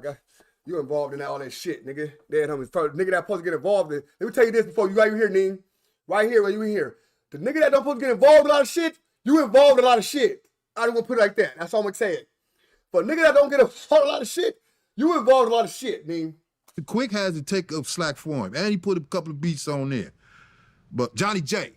Oh, Johnny J, yeah. Johnny J started doing a lot of tracks too. Yeah, rest in peace. Yeah, I know all them personally. Well, there was a situation, Suge talked about it, where he broke up a fight between MC8 and DJ Quick, and an altercation happened, and one of MC8's homies from the Rolling 60s got killed. You know what I'm talking about? I was locked up. Yeah, the feds tried to put that murder on me. I was you locked got accused up. of when they killing the guy that was there, but you're locked up. I was in the penitentiary. How could they blame you for something? That's cold work. Nigga in the feds, cuz. Nigga in the feds. And he in jail, nigga put a murder on his cuz. Woo! Cold work. Nigga in the feds and nigga put a murder on cuz. Nigga in jail and nigga put a high one on you, cuz. Sheesh. Sheesh. Nigga, I was in the pen. Like that. Got some professional ones that get paid to do that. That's what they do. And they lie too. They just want to say what they gotta say to get their check from them people. They don't give a fuck if they lie or not. Yeah, I was locked up when that happened. But well, there was a situation outside of Club Palace that happened. Well, I remember Glam Slam, Prince Club. We used to go up there. We used to be there every night. We done been in all kind of situations at Glam Slam when it was just me, Bunch of Suge. Right. But yeah, MCA. You know what I'm talking about? Okay, yeah, MCA and Quick, you know what I'm saying? MCA got on stage, woo, woofing like, you know what I'm saying? Because 8 was supposed to be in there. I don't remember seeing him that night. He might have been in there because it used to be dark, it's big, it's a gang of people, you know what I'm saying? But Quick got on stage woofing. Motherfucker, whoop, you know what I'm saying? And then a little while after that, that's when I got, you know, I was out on bail and I had to go do the time for the case I had, you know, against the police, and I had the little stuff in my pocket because I was, you know, I was getting my hustle on. So I got caught slipping coming up out the house. This nigga hustling still and dealing with death row. Gotta let you know right now, people still wasn't making as much money as they said. All these other people come on here and be like, oh yeah, we made this and that, all the stuff. You got other people like Spider and them niggas came to death row after, like 2005, all that type of stuff. Whack, all them came to death row, the 2005 death row crew. You know what I'm saying? That's a different type of death row crew, cuz. Well, there was a situation outside of Club Palace. It was Reggie, Suge, you, and Diamond, and someone took a shot at you guys. Oh! Diamond got shot in the leg. Yeah. And then something else happened. You know what I'm talking about, Whoa, right? whoa, whoa. No. Whoa, Okay. whoa, whoa. Can you talk about that? Too. Can you talk about that at all? Whoa. Let me see. Well, all I'm gonna say is this. This nigga's a genius, brother. He the only nigga that I know that's not media trained. That's media trained. He the only YouTuber that's not media trained. He media trained, bro. He media trained. Get them likes up, y'all. We need 125. 15 more likes. It was an exchange of gunfire. Okay. You and Rage started to become cool. Yeah. You guys ended up having a daughter eventually. Yeah. Lady Rage? He got paid Lady Rage? Oh, I love Rage, by the way. As a rapper. Me too. I used to always say she's solid, huh? Rage was so hard that she started off Snoop's album. Out of all the rappers that were there, all the talent, the girl started off Snoop's album. And no one said nothing. What? She always got them props like that. Yeah. Yeah, she had her own everything. She always got them props like that. You know what I mean? And to me, it seemed like, you know what I'm saying, she was a little bit too much for certain people, and they didn't really put the effort into her like they did all of them other projects. So yeah, because her album finally came out, but that was when Death Row was pretty much done later on. Yeah, because there was a situation with Interscope, and the feds put the smash down on Interscope about distribution. The distribution deal ran out. Yeah. Yeah. Too bad. And they didn't renew it. The feds basically, you better not, because Suge was already gone. Right. Don't do nothing. And that's when her album got caught right in the middle of that. I was her manager, so I was posted up that whole album. I posted, put that work in. Well, you guys are all hanging out Yeah. at Death Row. Dre's gone, and then Tupac decides to do Hit 'Em Up. Man, he was running around the studio. Oh, you were there when he recorded it? Yeah. Oh, okay. We went to Vegas that night. So he sit there, he got his Hennessy, he got his blunt, he's doing his thing, right? He writing everybody lines for him. Yeah, came up to old girl, it was like, this is what I want you to say. Woo, woo, woo, woo, woo, woo, woo. You know what I'm saying? This, the Brat, Lil Kim, all them. And she like, man, them is my partners. This what Pac didn't understand. Everybody up there wasn't with it. We with it. But the artist wasn't with it. Right. And I couldn't understand that because when they did New York, the New York cats shot at. Oh, shit. Oh, shit. My cousin in the building. Shout out my cousin. Raymond. Listen, cuz. My cousin in the building, man. This nigga last name on his YouTube is what? Shakur. He think he Pac. This my blood cousin, man, right? It's my nigga. He get into it with Suge and have a squabble with Suge over Pac. They in Vegas get into it with Suge over Pac. This nigga crazy. He think he a Shakur. Them in the camper. True. That's why Pac felt like they should have been with the movement. They bust on y'all too. Did New York happen before Hit 'Em Up? I guess it did. Yeah, huh? way before. Okay, right. Yeah, you're right. I That didn't was think a about doggy that. style. Yeah, because they were filming the music video. Biggie made some comments on the radio. Yeah, Oh, New York yeah, looking yeah, soft. You gonna yeah. let them come in and shoot this Yeah, video? yeah. And the video set got shot at. Shout out to Trey D. He talked about that. He was Yeah. there. Okay, so he didn't hit him up. But hit him up. That's why I fucked your bitch. Pac Die was wild. slow. Like, wasn't nobody there to tell him, man. Sickle don't say cell. That. Yeah. Wasn't nobody there to tell him, don't say that. Yeah. All that. Yeah. That was by far the harshest diss record hip hop had ever seen at that point, if not ever. And we was loving it. You were loving it. We was loving it because we with it. You know what I'm saying? Yeah. Big J. And by the way, I found out recently that my man Idi Amin, who you know also, Yeah. is the only living person from that song. Everyone else has passed away, including the producer Johnny J. Johnny J, Tupac. That's crazy. That's crazy. It's, yeah. Yeah, and what's his name? Fatal. Yeah. Everyone's gone. Everyone's gone from that song, except for one person. No, I think, what's his name still around? He know that. And that's why. My little light-skinned partner, man, used to be with Head Round. For sure. Get it in, nigga. Edie, the chunky brown skin one, right? Mess with Pac's sister or something? Yeah, right. Yeah, they have a baby together. Okay. Fatal, the light skin. No, dude. not Fatal. Fatal's gone. Not Fatal. I mean, there's only 3 verses. Oh, you saying that was on the song? On the song. Oh, okay. Yeah. Because there's still another one living too. Oh, yeah, no. There's another outlaw. I Yeah. mean, Napoleon's still alive. Yeah. Castro's still alive. Oh, okay. Yeah, no, Right. yeah, okay. Yeah. Yeah. He didn't even know that. He like, did Castro alive, nigga? Damn. Or Castro be dead already, nigga. Damn, okay. Okay. Tupac drops Hit 'Em Up. Yeah. And things That's the go whole interview, crazy. bro. It's the whole interview, fool. I'm a member, bro, so I got the whole interview. I don't play half interview, I play clips. I play the whole get down.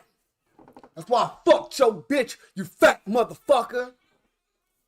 Ooh. And he had been dropping them back to back to back to Pac was on one. He was dropping them back to back. Me Right, and my because girl. All Eyes on Me is the biggest thing ever. Yeah. There's single after single, but Hit 'Em Up was something different. Different. Right. Yeah.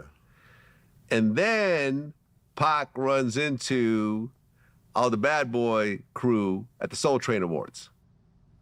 Yeah. That definitely happened. Right. Now, you were outside when that happened. We all caravanning up there, but you know what I'm saying? They was in the Hummer. Him and Suge was in the Hummer. You know, we trying to battle through traffic. I think it was rush hour traffic at the time, about like 5 o'clock when people getting off work. We trying to zigzag through traffic, getting caught at lights. They got away, and right when we pulled up to the gate, they had shut the gate on us. So we surrounded. Everybody got the P-Funk sweatshirts on. We surrounded the whole whatever the place was, and Pac was supposed to be getting an award. He didn't want the award. He was in there tripping. They went in there and ran around a little bit, did their little thing. It came on out, but it was a little standoff at the gate. The pistol was drawn and all that. Yeah, C-Gunner pulled out a gun. We talked about it on camera. Exactly. And I think Reggie may have pulled out a gun also. Probably so. Gene Deal was there. It was a whole mess. Messy. Probably so. I ain't gonna confirm or deny that. Reggie a lot. Exactly. I probably so. Exactly. He already said that. He already put the gun out. All right. Probably so. Situation. Yeah. We was at the gate. They wouldn't let us in. Yeah. The Arabic brother. I mean the Muslims. They wouldn't let us in. We was at the gate. Muslims, talk to the Muslims. Almost made it. They slammed that gate on us. Were you at the Soul Train Awards? Yeah. With the whole... Yeah, we stay going to awards. If you don't want your producer all on the video dancing. Oh no! Come to death row. That was like about a month before I got out. Okay. No, that was a couple months before I got out. Got it. Yeah. Okay. There was a situation at Club 662 where RZA from the Wu-Tang Clan tried to... This nigga Vlad in all in situations. He was trying to get in the club. Oh, in the club. He was at the door. Okay. And the club was past capacity. What happens? You know what I'm saying? So he get to hollering and screaming, talking crazy. And I'm standing right there, you know, and he spent on me. You know what I'm saying? He got the rings on with the little spikes on him and everything. He just woofing. So you know what I'm saying? Okay. I ain't got nothing to say. And that was the end of that, you know, bam, bam, bam. Before you bam, bam me, I'm gonna bam, bam you. And that's what happened. Wasn't his chain taken that night? He whooped RZA. I gotta think before I answer some of these questions, man. I mean, this is way past the statute of limitations. I know somebody somewhere is jotting this shit down, like, we gonna get your ass for something. Yeah, he got his chain took. Think about this shit. Vlad ain't finna catch me up, nigga. Real nigga. Everybody should do interviews like this. You go on Vlad TV, watch this interview, brother. Okay. Did he get it back eventually? He probably did. Okay. He probably did. I'm quite sure he did. I think he got it. He got that chain back. Because, you know, the homie wound up with it. He didn't want it. So, you know what I'm saying? Some kind of way, I think he did get that chain back. But wouldn't none of that happen if he wouldn't have got at me crazy. He talked shit to some of the right-way security guys. You know, they kind of like ain't tripping. He just own one. You can't talk to me like that. Sure. Now, MC Hammer was hanging around during this time? Yeah. Okay. Now, I heard that both MC Hammer and Tupac went and got mob tattoos from the same place. Yeah. Around the same time. Yeah, I remember that. Now, was Tupac Mob Piru at that point? Pac wasn't no Piru. But he was hanging with us, and we from the mob. He seen how we operated. He approved of it. It wasn't just, you know, whoop all the time. We had fun with each other. He wasn't trying to be from the hood. He was just down. But like I said, Pac said mob in his songs years before he became the Death Row. He had a song where the hook was mobbing like a motherfucker every single day. I can't remember what the name of that song was. Yeah. And see, he was up in that Bay Area, and they say mob a lot out that way. You know what I'm saying? Yeah, but you're hanging out with Mob Piru. You get Mob. Well, he was with us. He was with us. If I was hanging out with you every day and I got Mob tattooed on my arm, you might look at me a certain type of way. I'm like, oh, that's not what it means. It means something else. Like, come on, man. But I never looked at him like a Mob Piru. He was always Tupac. Okay, fair enough. He had the mob tatted on him. I wasn't paying attention to that because he was Tupac and he was with the business anyway, tattoo or not. The tattoo didn't make him no G. He was just a little G anyway. He was doing his thing before he even met us. Well, Tupac recorded the song To Live and Die in L.A. Yeah. And part of the verse goes, Neckbone, Trey, hair on Buntry 2. Big Rock got knocked, but this one's for you. I hit the studio and drop a jewel hoping it pay. Getting high, watching time fly. To live and die in L.A. Man, I remember the night he did it. Pop, you know, I used to be at Can-Am in the daytime. And so, you know what I'm saying, me and old girl, I'm working on her project, but I'm still working, keeping order. You know, got other homies up in there keeping order, keeping it straight. You know what I'm saying? Everything was cool. Everybody got along. Wasn't no big old, all that old, like, man. If something happened, it's because they deserved it. They was in the wrong. They was in violation. But anyway, I was finna leave. I had hollered at him, and I hollered at the Outlaws and them, you know, and I was finna leave. And I heard the beat, and I heard some little flow on it. And right when I was stepping out, he's Neckbone.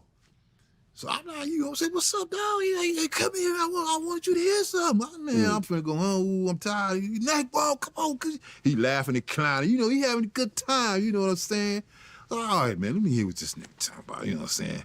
He said, put that up for me. And the song came on, he said, Neckbone, Trey. I just looked at him like, I'm gone, homie. You know what I'm saying? I'm with it and all that. But you know, you putting more light on us. You know what I'm saying? It's all good, though. You know what I'm saying? Because it ain't like don't nobody know me. You know what I mean? So I looked at it like, okay, that's going to draw more attention. You know what I'm saying? And to me, it wasn't a bad thing. I just knew it was going to draw more attention, which it did. And I think that's what he wanted us. He wanted us all to be equal. But our thing was to be in the cut. Yeah. We wasn't supposed to be taking pictures with stars and all. That wasn't us. We in the cut. So anything that went against being in the cut, you know, I'm gonna be concerned about it. You know what I'm saying? More than anything. I wasn't laughing and giggling like, ooh, wow, thing. I was more concerned like, okay, yeah, the feds gonna hear that shit and then we'll, you know what I'm saying? Well, yeah, but I wasn't mad at him either, though. Well, look, for example, Suge would criticize Puffy for being in the videos. Yeah. But then he started being on magazine covers and in the photo shoots and everything else like that. He became as big as everyone else on the label at one point. Yeah, and that's because he was responsible for the success of that label. The success of that label. Yeah, but the was CEO. on him, so he wanted to. He wanted the world to know. Right, but the CEO doesn't always put his name out like that. Yeah, that's true. His face out like that. That's true. He's a CEO. He's not the entertainer. So, listen, I'm not saying it's right or wrong, but I feel like Suge started to really feel himself in terms of the publicity and the fame and everything else When like Pac that. came around. Yeah, exactly. But Suge put the work in. He did. No, Man. absolutely. So Absolutely. he deserved his credit. He deserved his credit from the world. That he Because if does. it wasn't for Suge, because all them people, he gave the green light to say, okay, yeah, you could work with him. Okay, the whole Long Beach car. I mean, but do you think that Suge wasn't acting his wage by that time? Meaning that he's worth, you know, millions and millions of dollars and he's still thugging it out, still intimidating executives in the studios and the office rooms and still people getting hands put on him and so forth. I remember, this is a true story, because Vlad TV used to be in Universal Records. Yeah. There was a picture of Suge in the security office, says, do not let this person in the building, because he had threatened the CEO of Universal. Yeah. There was a guy in the front with a gun, specifically because of Suge Knight, that takes the CEO in and out of the car whenever he leaves the building. Yeah. Right? Yeah. Now that you're older and you look back on it, what do you think? Yeah, but this, I'm going to put it to you like this. He just deserved his respect. He was trying to push a line for the homies. We here, we never got our props on nothing. Not like individuals. I'm saying, Quick and them, they had but they wasn't really just out there like that. Suge is like, we the ones doing it. I'm the one that's doing it. We doing it. So y'all need to recognize me.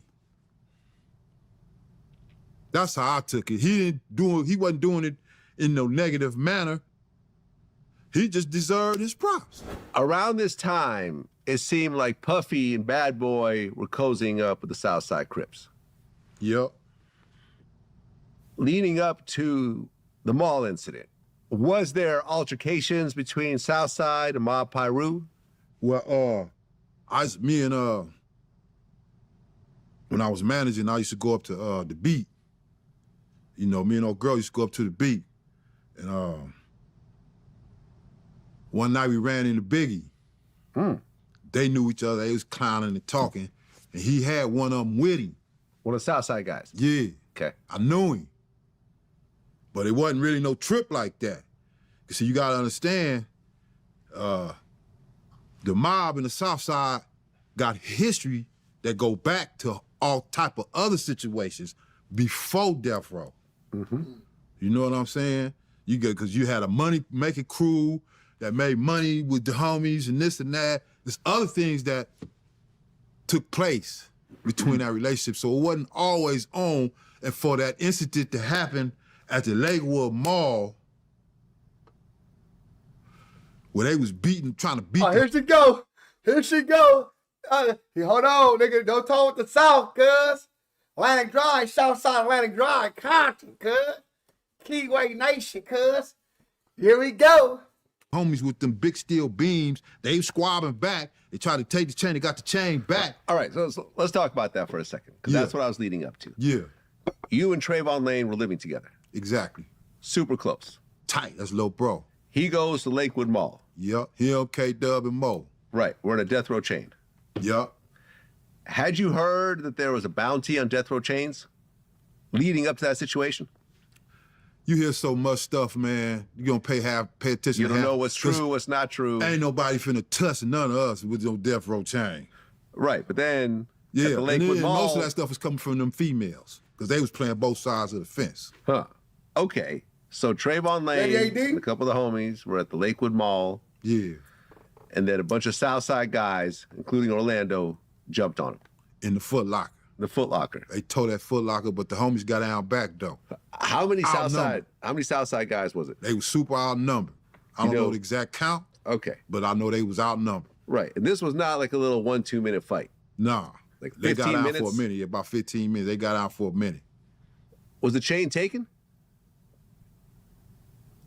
Talk about To be honest with you, I don't know if he took it. I don't think he took it. If he did, you didn't take it if he got it back. Okay. But he got it back at one point? But he got his chain back. Okay, so when Trayvon got back home, he had his chain. He had his chain. All right. How badly hurt was Trayvon? They was all right. They soldiers. They all right. They was straight. Okay. They was on one too, and then he ain't to beat it, man. But you guys knew exactly who did it. It was names popping. Okay. But you knew it was Southside. Exactly. Got it. That's what let us know. Oh, so they jumping in. Oh, so that's what's going on. But they ride with Puffy in them. Was that altercation? That's their motivation. They want to ride with Puffy. So you felt that altercation was tied to Bad Boy? Yeah. Okay. Yeah. All right. So now there's already tension. Shout out my nigga Biggie, man. On Crip. My nigga Biggs come from the South, cuz. South side, nigga, that's on West side, nigga. My nigga Biggie, cuz. My nigga Boo Boo, cuz. Big Boo Boo, baby, little Boo Boo, cuz. On Crip. My nigga Biggie, cuz. On the dead, my nigga name is Biggie, nigga, from South side, nigga. Biggie, nigga. On Crip, that's my boy, cuz. Oh, that's my nigga Biggie, cuz. On Crip, Young Gunner. My nigga Biggie, man. On Crip, my nigga, Southside niggas always in jail when we was young niggas, bro. And that's how I knew the Southside had something like with the Tupac shit. My nigga, one of my niggas like Tupac Killer, nigga. Nigga named Tupac Killer. The nigga named Tupac Killer, nigga. Fuck you talking about? Dead homies, man. Oh, cuz, that's my locs, cuz. My nigga name was Tupac Killer, cuz. Fuck you talking about? In the air. Exactly.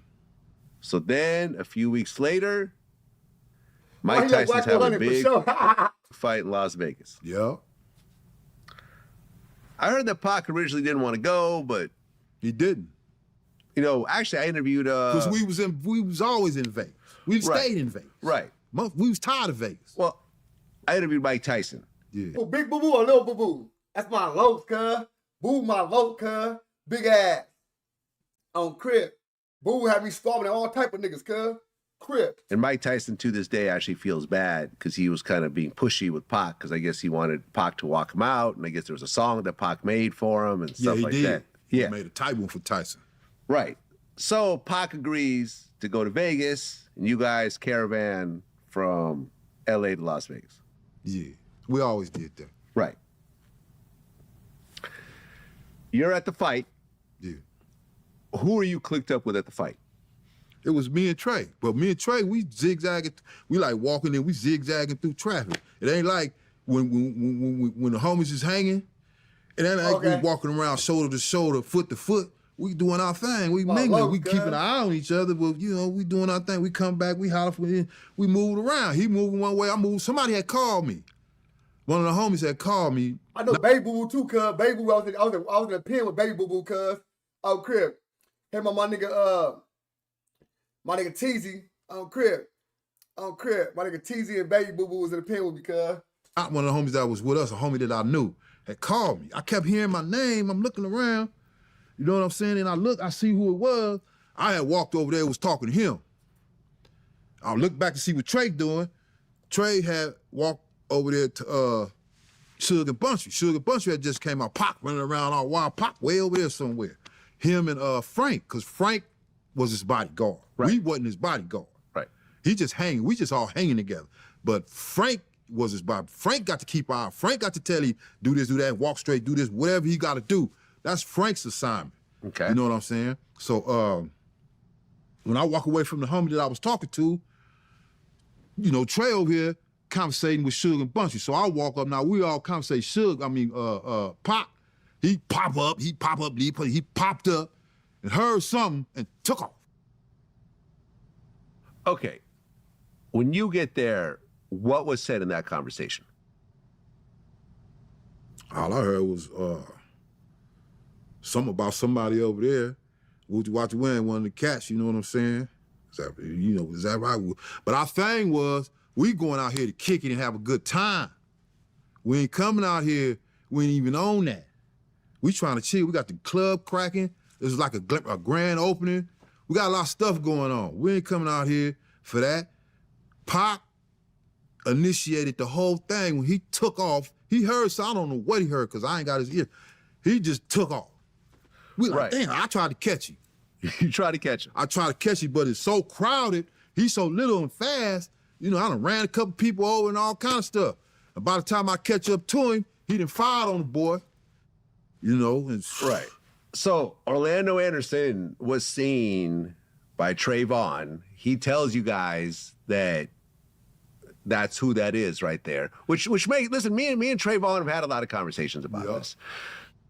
I never got the impression that he was like, hey, Pac, that's the guy that jumped me. Go get him. Yeah, like, that never happened. And he got us standing there, he gonna go tell Pac, that's crazy. Here's my security right here next to you.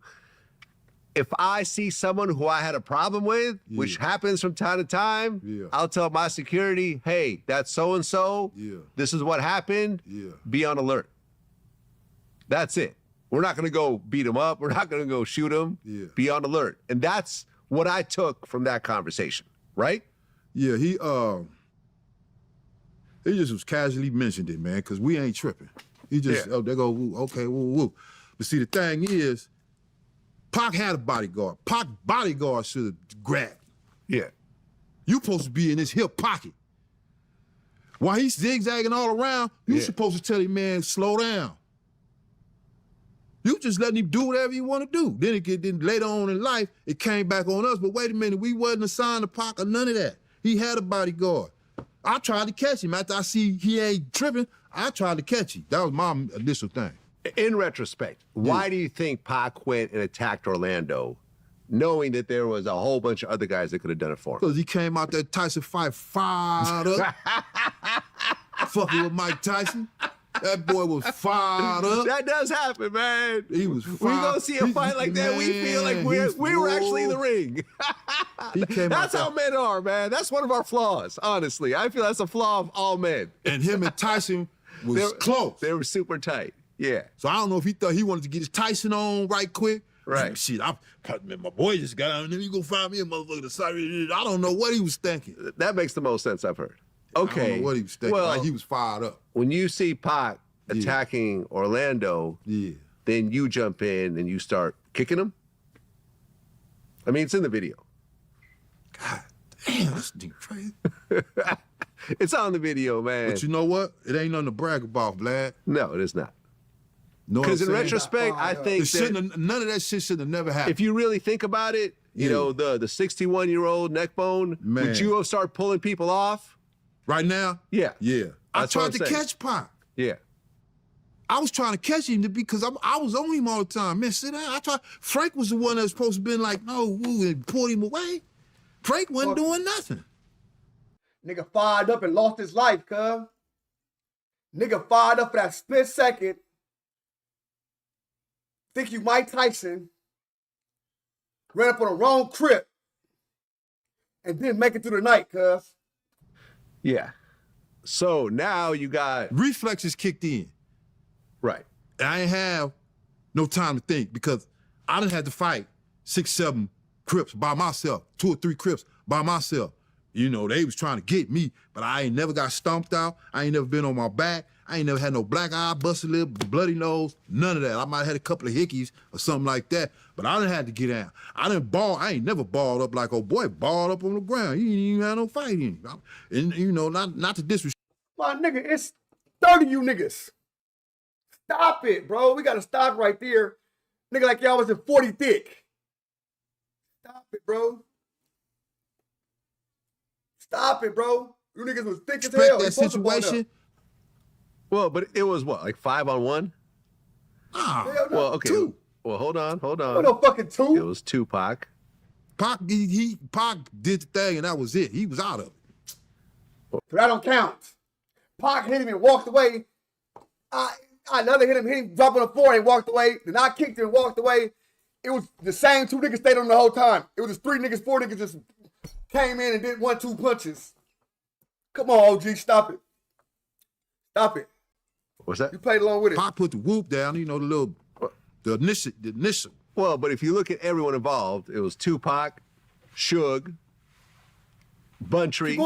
Come on. Was Trayvon involved? Nah. And you? Suge was trying to break it up too. No, Suge was involved. Suge went to court and he was kicking them. Hey, it was on there. Kicking them, That's bro. why he ended up going back to jail. But honestly though, they went through that video and the judge said, no, that's you kicking him. Yeah. It is what it is at this point. Okay, but I'm gonna tell you the truth though. He was trying to, he put a little effort into trying to break it up. He was trying to break it up. A little bit of effort. Okay. He put a little effort into it. A little bit of effort. Just a little bit. It's a little bit of effort. There's a little bit of effort. Nigga, it was a gang of them niggas, bro. I watched the video. You see niggas coming like this, through. I'm like, what the fuck? I'd have been cracking. Bop, bop, bop, bop, bop, bop. Everybody would have been gone. But he didn't participate in that shit like that. I done got down in some things with Suge, and that ain't what he do. He gonna get down. He was trying to, you know. Okay. It's just the fact that they. Now, mind you, Buntree at the time like this big. Swole up at the time, big as hell. Suge, 6'5", swole, big ass nigga. And this nigga Orlando Anderson by 6'1", little nigga. Niggas jumping, cuz. I thought he was supposed to do nothing. Dog, my little homie. This is just how y'all want to play it. Listen, I'm not saying that what you guys did wasn't fair, because at the end of the day, you jump one of ours, we'll jump one of yours. It is what it is, right? Yeah, exactly. Like, I'm not mad at what you guys did. Yeah. But we wasn't there for that. Right. So Trey wasn't tripping because we didn't already, we finna go have some fun. We ain't got time for this bullshit. That's why Trey, if he seen him, he wasn't, because he was already like, we just gonna chill, huh? Well, I remember seeing the Antoine Fuqua documentary that he did with Suge. Yeah. And what Suge said in the documentary was, as they were walking out, Suge told Tupac, like, all right, you hot in the music, but now you're about to be hot in the streets. Suge told Tupac that? Yeah. He probably did. I don't know. Yeah. But Pac, man, I guess being a Gemini, you really do got two sides to you. You know what I'm For saying? real. Because he was a real kind person. He cared about people. He showed people love, man. He had a genuine heart. Yeah. You know, but then, man, I done seen him. You know what I'm saying? You be like, damn. You know, but then I go back to what you done heard he done got into in his past. You know what I'm saying? But he could be so just a good friend to you. You see, it seemed like that the other side to him didn't even exist until that other side kicked in, and you be shocked like, damn. Well, the fight happens, and Yeah. you see the surveillance tape. Yeah. Tupac, Suge, and you guys start to leave, and then everyone's like caravanning behind you guys. So this huge mob of people are leaving, no pun intended, leaving the MGM. And then you guys have to go get your cars at this point, right? Because they're parked at a different hotel? No, our cars was at the MGM. Oh, okay. But you guys were staying at the Luxor? We had rooms at the Luxor. We was staying at the house. We always have rooms. You know what I'm saying? We stay in them. We have for the homies that be coming, because we got homies want to come and chill. You know what I'm saying? Yeah. So they would get those rooms, you know. Okay, so you guys meet up, Yeah. and you guys prepare to go to Club 662. Well, when we left the MGM, it was 20 people behind us, 40 people behind us, 80 people behind us. Then it seemed like the whole MGM we trying to shake the crowd. That's why we was going through this way, that way. We trying to shake the crowd. It wasn't our entourage. We didn't know none of them. Right. There's people in Vegas. Right, but at one point, the core group meets up and gets ready to go to Club 662. We went to the house first. Yeah. I think Pac, they went to the rooms, and Pac had took the orange rust-colored shirt off. He came back out with a slingshot on.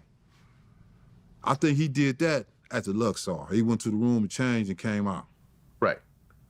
And then, after that, we went to the house. Okay. Now, you're around Pac, and Pac sometimes wears his bulletproof vest. And you mentioned to him, Pac, where's your vest? Exactly. What did he say? He 662, the ventilation was messed up. So it would be real hot in there. So the last couple times he had went, you know, to perform and do his little thing, he was burning up hot. We always burning up hot. It was hot because the air wasn't working. But I was trying to tell him, you ain't got to do that. The air's working. So you put your vest on. He's like, nah, it's going to be too hot for a vest and this and that. I don't need, plus I'm coming right back. And, then, the other homies was getting at it. Everybody was talking to Pac, man, because Pac just did something that we know the extent of what he did, because that's where we come from. And, you need your vest. But he was like, nah. That is cold game. You did something that we know may be over for you, brother. We know this. Put your vest on, fool. We know them niggas gonna come back. We know them niggas. We hustle with them niggas. We cool with them niggas. We kicked with them niggas. Them niggas did a lot of things with us. They gonna come back. I'm cool. Look, I talked to Edie. But all the time, Go ahead. the air we was telling him the air is fixed. Yeah. We got there, it was blowing cold. So he didn't even have to do that. He didn't even have to take his vest off or nothing. He took it off on his own. And the air was blowing cold. You would have been straight with your vest on. Because the air blowing cold. I told you the boy got it fixed. Yeah, I remember talking to Edie earlier today. Yeah. And he remembers Castro from the Outlaws asking Pac, hey, Pac, where's your vest? Exactly. Everybody was. And Pac was like, nah, I'm good. And he left it alone after that. Yeah. You were Listen, bro. What's the old you niggas, bro? You niggas need a life. Cut them show this shit cut off.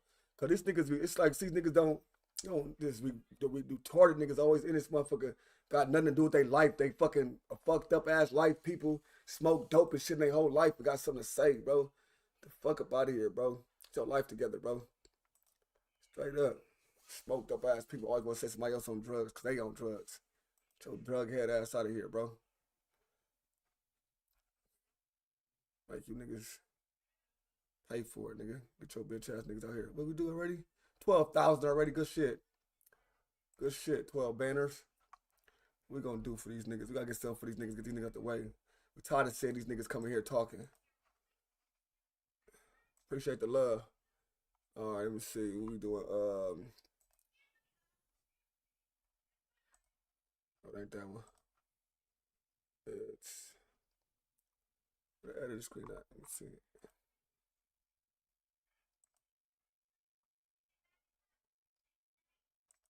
Subs only, man. Your bitch ass niggas can't even talk now. Your bitch ass niggas can't talk. My whole ass niggas. West side. Get back to it. We're going to tell Pac what to do. Especially after that situation. Are you guys aware, though, right? You know who you just jumped. Yeah. You knew that was Orlando, and no matter who you talk to, everyone pretty much says, from whether they're Bloods, Crips, cops, everyone says Orlando was a hitter. Yeah. Orlando was not a soft guy. He had 2 murders that they're investigating. He had all types of different altercations. He shot at the cops. Yeah. He is who he is. Yeah. Right? We're not going to take that away from him.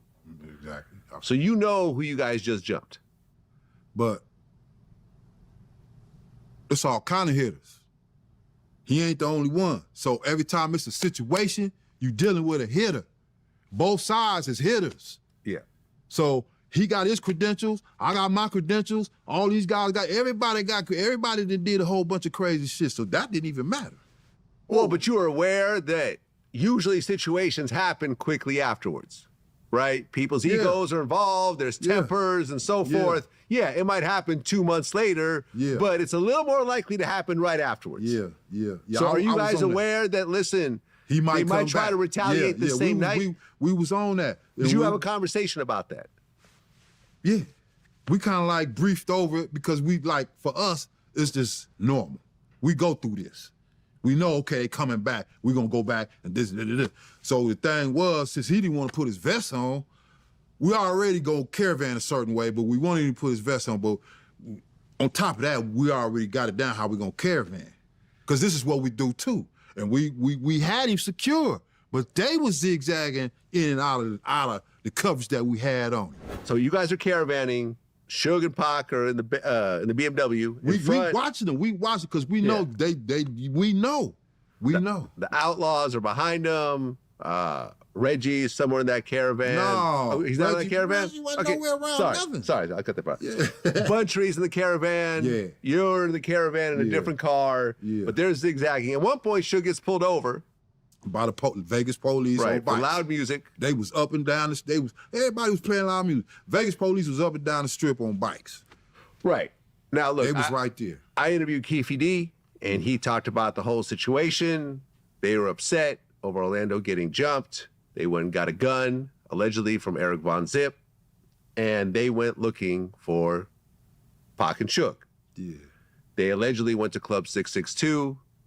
Mob James was there doing security. He claims that he saw the car pull up and so forth, but they don't see him there, so they keep driving around. And then they see Pac out the window talking to some girls. They was talking to, man, it was all kind of females was on. A bunch of girls, but he was hanging out the window talking to the girls. Cars. Yeah, he doing his thing. They pull up, they open fire, Pac gets hit, Suge gets grazed. Do you remember hearing the gunshots? Yeah, I heard it was probably like 14 shots, 12, 14 shots. And while the shots was going off, I'm trying to get my thing out the stash, but my stash was always messing up. So it's stuck. The airbag won't come out. You know what I'm saying? I'm hearing the cars burning rubber. So when it finally come out, I jump out the car, the Cadillac is gone already. Because I'm looking out and I'm looking out and I see a car driving fast. And Suge and them was right behind him with a flat tire. He chasing them on a flat tire, him and Pop. Yeah. And then the homies was behind them. And they all got stopped. And Bunchy made it past, you know what I'm saying? By that time, because I'm on the sidewalk and I I'm stood up.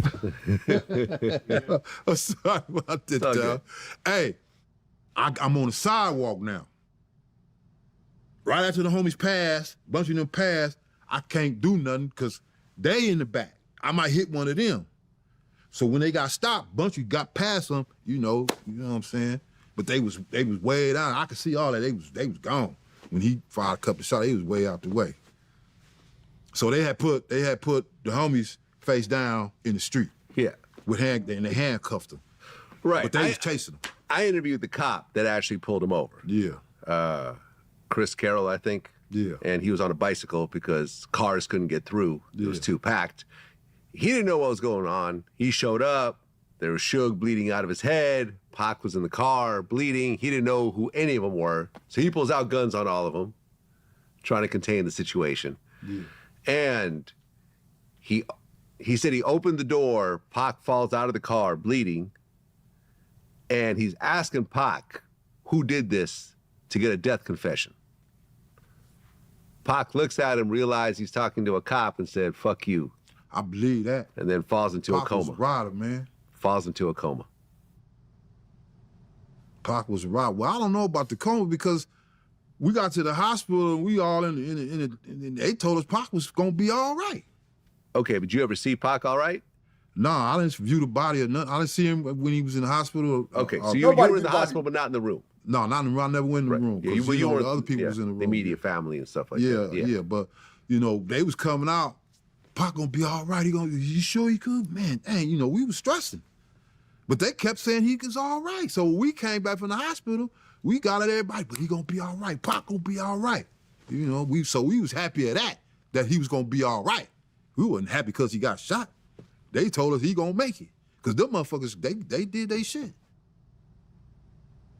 After he got shot, did you think it was Orlando at that moment? Nah, because, see, he's singled out, so everything is, but when you in the middle of it and you doing, this is how you living, you don't think about it. You don't think, you just know that's where they was from. It was some of them cats that came through. You ain't saying a certain person name. You just know that's what Hood did it. So you then knew, that came out later on. Well, yeah, because you jumped a guy from Southside, so you figured it was Southside getting revenge. Exactly. I knew that. Okay. Because it all started from the Lakewood Mall when they jumped the little homies. Yeah. So yeah, we going back and forth. That's what we do. So the doctors are saying Pac is going to be alive and so That's forth. what the word was. But then 6 days later, it was announced that they actually pulled the plug and let him die.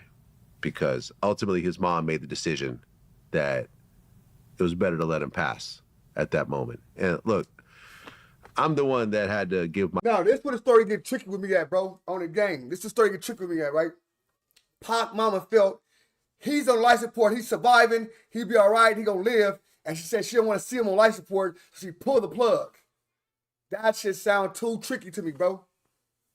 You got a nigga that's fighting a case right now for to go to jail, probably, over another nigga. He been on bail for 9 months. Running around the streets, making hits. Everybody thought he was death row for years. He was on death row for 9 months before he died. When he in the hospital, after making a fucking Machiavelli album, everybody know about the Machiavelli. Machiavelli was the fucking mob's lawyer that got into a car and the car blew up on national TV. Blew up with him inside the car. 7 years later, Machiavelli shows up again. So, doing all that, then Machiavelli got a thing called a 7-day theory. When they say he'll be good, he's going to be straight, this, now, he going to survive, and on the 7th day, he died. It just was too much of a coincidence, cuz, on Crip. Real shit.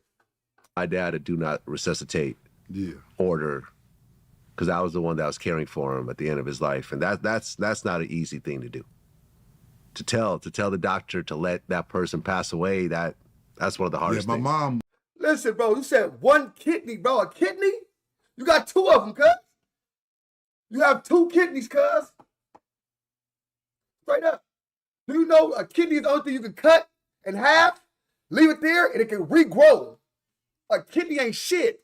A finger, a kidney and a finger, so I don't want to live like that. I'd rather just die. Come on, cuzzo. Come on, cuzzo. Come on, cuzzo. That shit sound crazy. He didn't want to have, his kidney was gone, so just kill him.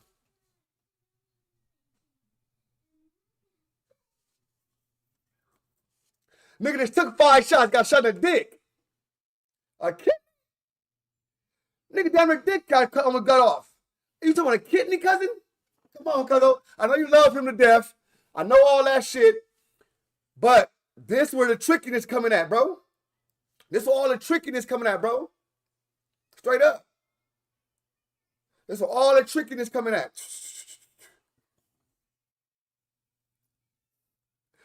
Bro, listen to this very carefully.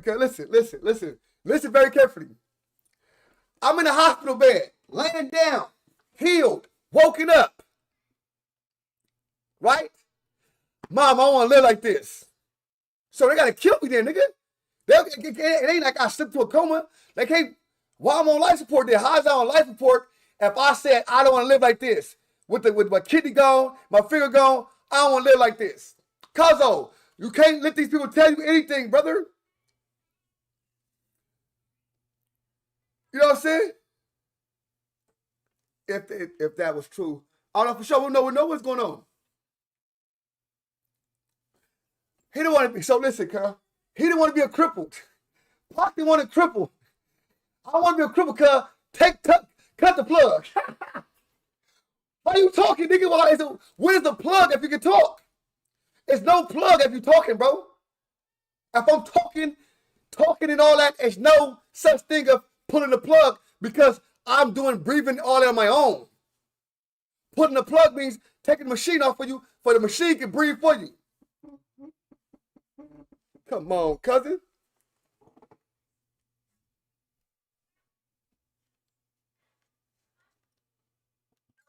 What's up?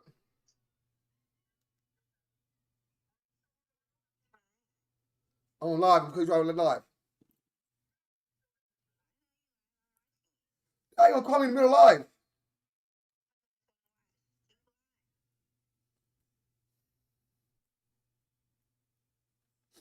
Now, let's see to fuck my whole screen up.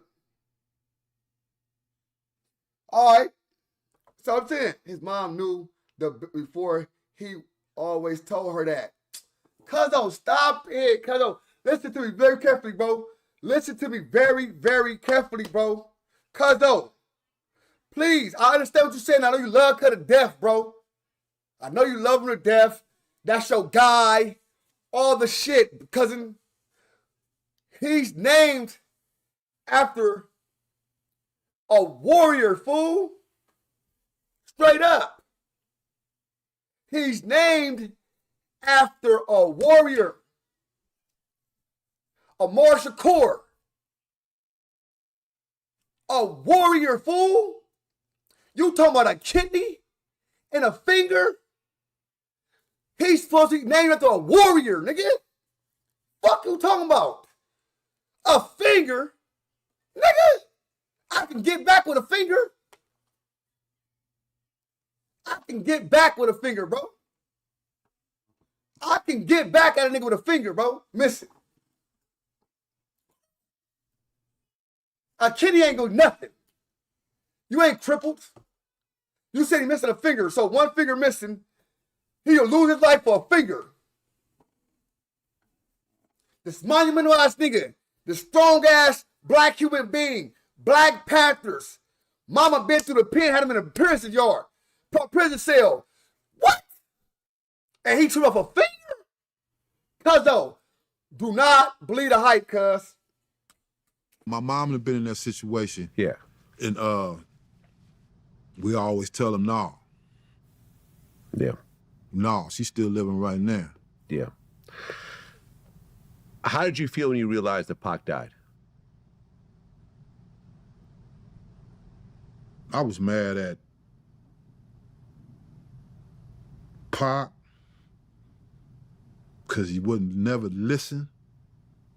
I was sad and mad. And then you reviewing back, where was all these security people at? The security. Where y'all at? You know, man. But like I said, when we was waiting on our cars, we had Pac posted from Perimeter. We was watching him and everything because we had to take over because they ain't showing up. Frank's standing there, but he looking all, you know what I'm saying? Then when it was time to go back to the house, we got our cab, we was straight because there wasn't that much traffic going that way. Then when we left the house to go to the club, the whole time we trying to, you know, but they zigzagging and doing this, and then the police right here, the police over there. If we would have just went straight and they would have just let everybody who was surrounding them stay like they was, we'd have been straight. But they started, man, I got blocked in. I got blocked in by a car on this side, and the island, you know how the streets had the island, was blocked me in on that side. I couldn't go over because I'm on rims, and I had just cracked my rim about a month before that on a whole other incident we had got into at the club with somebody else, with the homies. We was just some shit.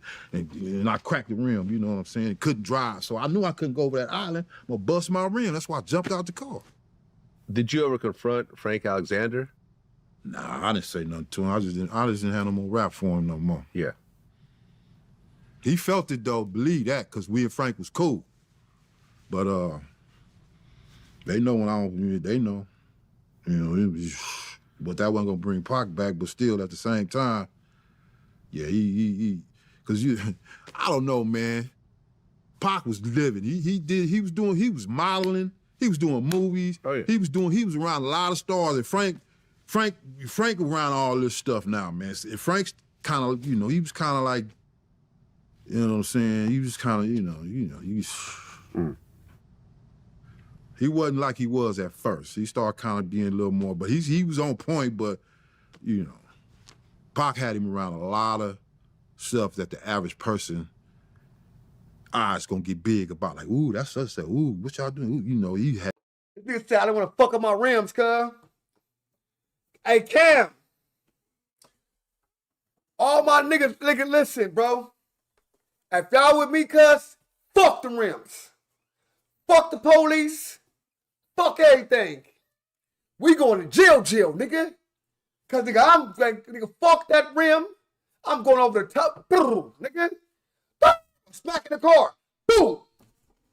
My shit got the stash. I'm breaking the stash. God, the fuck he fucking with it. Break that bitch. They get jerk chicken. He had him all overseas, all kind. He had him. That was his bodyguard. Yeah. Pac chose him. He said, I want Frank to be my bodyguard. Frank should have been on it, man. Well, you guys get back to Compton. Yeah. And a war breaks out. Well, the war started in the Lakewood Mall. Right. Well, but after Pac got killed. Yeah. But I see what you're saying. Yeah. It got put on steroids. Yeah. That's yeah. Right. Because we had to get our get. It was on us. It's like playing ping pong. I'm gonna serve it to you. You gotta serve it back. If I might get a slam in, you know what I'm saying? You might get a slam in. But we finna go back and forth until further notice. This finna go down, and that's what was happening. Back and forth. Everybody. Yeah, but all they know, they didn't come through the hood to do nothing. Not where we was from. They didn't come to mine. Well, yeah. 14 people got shot, and 4 people got killed. Yeah. A little girl got shot. Yeah. All hell broke loose, basically. My homeboy, he wasn't even banging. He was an older cat. He got shot in the back of the head. Is it Darnell Brim? Nah. Okay. That's one of my older homies that didn't have nothing to do with nothing. Got it. This used to be, you know, you might catch him walking down the street late night or something. Yeah, they got at him. Yeah, there was a guy named Bobby Finch who got murdered. Yeah. And from what I understand, there's a guy named Corey Edwards was the actual target. It was a guy that brought Biggie around the Southside Crips. They was C-Rag. And his next door neighbor, Bobby Finch, got murdered by accident. They tried to put that on you. Yeah. Ultimately, nothing happened with that. You actually knew Bobby Finch. Yeah. We used to get into it at Dominguez when we was in high school. Yeah. Yeah. You yourself, during that whole situation, did anything happen to you? Hey, these things are breathing hard, cuz. Oh my God. Look at bro. Hold on. Run it back a little bit. I saw him crip. You see? Where he bring us up, bro start breathing different. Look. Yeah. Ultimately, nothing happened with that. You actually knew Bobby Finch. Yeah. We used to get into it at Dominguez. When we was in high school. Yeah. Yeah. You Look. yourself, during that whole situation, did anything happen to you? The war start breathing. that happened I'm right gonna afterwards. tell you. Let me tell you something I ain't told you yet. Okay. This is more vicious than all that shit. So check this out. There was a serious attempt made on my life. Okay. I had a homeboy named Lonnie Breathing Rose, different. fresh out. I used to come through and scoop him. I had moved out the hood. I had moved you after need they to bring that raided and shit all up, that. I man. got me an apartment in North Hollywood. So bam. But I would come back and try to get Lonnie up out of there because it's going on. There's shootings going on. It's wartime in Compton. You know what I'm saying? So I would come through and scoop him up and take him to White World with me up to the office and just let him chill and get his function on because he had that type of personality. He knew how to talk to people and make people, he's a good, solid homie, man. You know what I'm saying? And, you know, one day I came to get him, you know, and we stopped by the house to fuck with Trey for a minute. We in there wrestling and bagging like we little kids still, you know what I'm saying? And so I had hooked something up, you know what I'm saying? We supposed to be going somewhere to have, you know, we got a couple of little, you know, they waiting on us, you know what I'm saying? Yeah. So bam, we rolling. He's back there. Rolling through the hood, we get by Acres, a little store in the hood. We You see know the what I'm saying? homegirl Burt. Couple of ADs back there. Little yeah-yes. Up there with the trunk and the junk in the trunks. Getting it in. And I already been telling him in the house, ain't no hanging out. If I see the homies, I gave my homie a car just so he could quit hanging out. One of my little homies, you know what I'm saying? Here, man, because he was active. And he walking around, but he active. Man, come on, man. I mean, I know I'm a good dude. But anyway, he convinced me, he said, man, I just want to holler at for a minute. I said, I just told you, homie. So we started arguing in the car. I said, all right, fuck it, all right. And you better bring your... So we pull up in the store. We hollering at Burt. And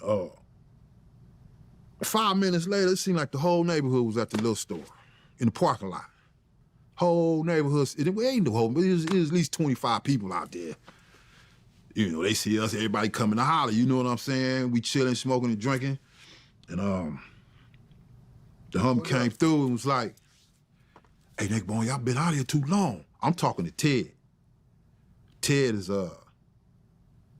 he's Sugar's Free manager, been his manager for a while. They called it Ball Game. You know what I'm saying? Been knowing him since he was a baby. His daddy the one started, when I was telling you Big Teddy, Yeah. his daddy the one started Mob. Right. Not Mob Piru, but Mob.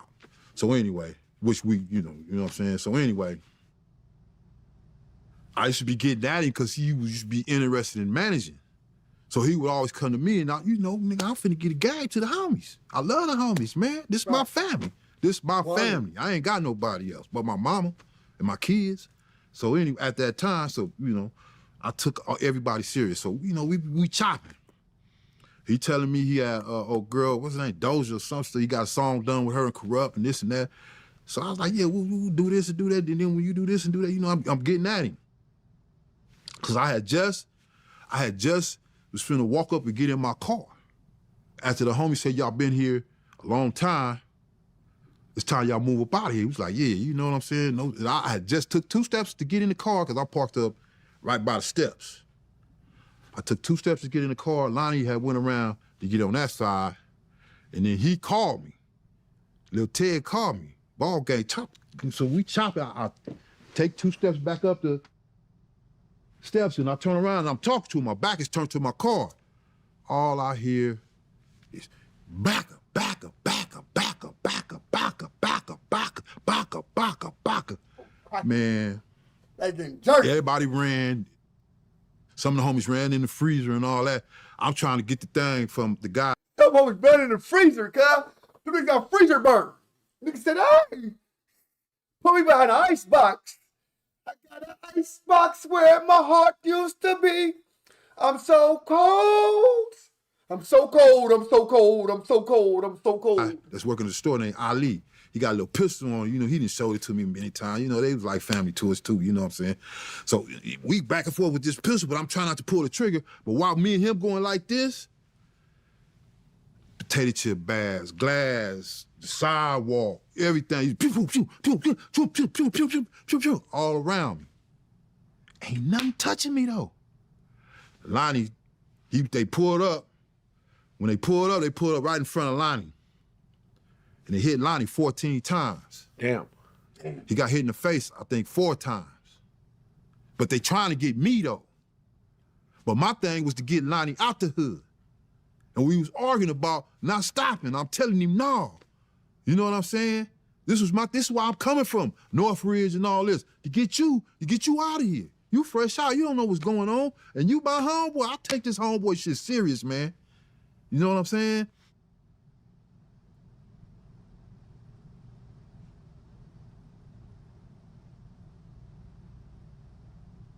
Damn. Damn, cuz. Fuck. It's just this gang banging, it ain't nothing but pain, homie. That shit come back to haunt you later on in life. It ain't nothing but pain. I don't care how much work you put in. They gonna get you, they getting at you too. You gonna have to go through the same consequences. And I lost my dog. That was everybody's dog. That was the homie, man, Lonnie Roberson. And another thing, his daddy had got in a shootout with the Compton police in his backyard. About 6, 7 months before that or something like that. His daddy got in a shootout. His mama called on a domestic call. Police hit the house. They run in the back. Lonnie daddy start busting on him and hit a couple of them. But they unloaded on him and killed him. You know what I'm saying? They killed his, that's how his daddy died. So he died 6 months later? Then Lonnie, like about 6 months later or something like that, he in this situation with me, and I'm trying to get him out of the hood. Some just keep telling me, go get Lonnie, go get Lonnie, go get Lonnie. And this shit still happen, man. Did you know who did it? I mean, you know that Southside probably did it, but you know specifically who did that? This nigga Vlad, you know who did it? What was the nigga name? Who did it? That nigga damn near cried, cuz. You want the nigga under emotional distress, you go ask the nigga, you know who did it? Nigga ain't emotionally hurt right now. Nigga. It was somebody, man, you know what I'm saying, from the other side. I don't know what hood it was or none of that, but they was coming at me, though. Yeah. Because they was somewhere parked in the cut waiting on me to go to my car. As soon as they see me go toward my car, they pulled up, but I had just turned around. Ted saved my life. Because if he wouldn't say, hey, Neckbone, because we was already, I turned around and walked back up the steps to finish talking to him. That's when they came and got off. He saved my life. If it wasn't for that, I'd definitely be dead. Because they shot like at least 50 times. Damn. At least 50. They paused and flipped the clip and started getting off some more inside the stove at me. And I'm telling you, everything in the stove was blowing up around me, and did not one bullet hit me. That's God. But Lonnie was laying on the ground, gone. I didn't even know Lonnie was on the ground. I didn't even know till I jumped in. I went around there to jump in. I jumped in the car and pulled off a little bit because I know the police coming out, because my car is full of bullet holes. That car had so many bullet holes, the car would barely move. I just parked down the street, came, Lonnie was laying on the ground. So they don't even know that about me. Yeah. They tried to chop at me too, but God spared my life once again. I'm sorry for your loss, man. Man, that's I'm my sorry brother, for your man. loss. And people, you know, little kids, man, y'all don't need to be, y'all need to be trying to do something else, man. Cause this gang banging and all this, man, it ain't no winners. It ain't no winners, man. And then you suffer in so many different ways, physically, mentally, habitually, all kind of shit, man. There's all kind of shit where that shit come back and leave you scarred, man. You know, and It leave you mentally, physically, and emotionally scarred. Mental, seeing your homie take his last breath. watching another man take his last breath, period. Do something to your spirit and your mind, cuz. And to repeat the act over and over and over again.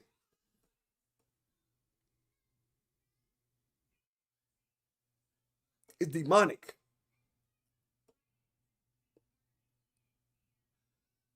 We call it life.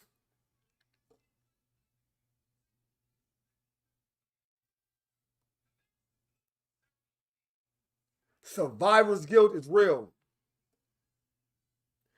I got on this leg right here about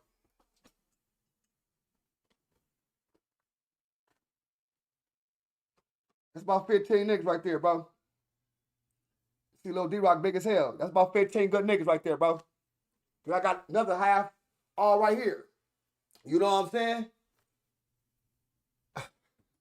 This shit hurts. Real facts. Watching them break down right now, damn near had me want to walk away. I just did that the other night, bro, with my kid's heartbeat. I'm sitting here doing this, that, and I'm sitting here, I'm like, I remember D-Rock showed me how to do this. And my uncle showed him how to do this, cuz they both gone. I got them both in my body. Big D-Rock right here, Baynut right there. Nigga, all my homies right here. My family right here. Nigga, I'm hit with nothing but dead people, fool.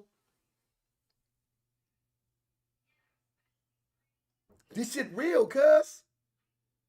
This shit real, fool. This shit is nothing but heartache, stress, death, jail.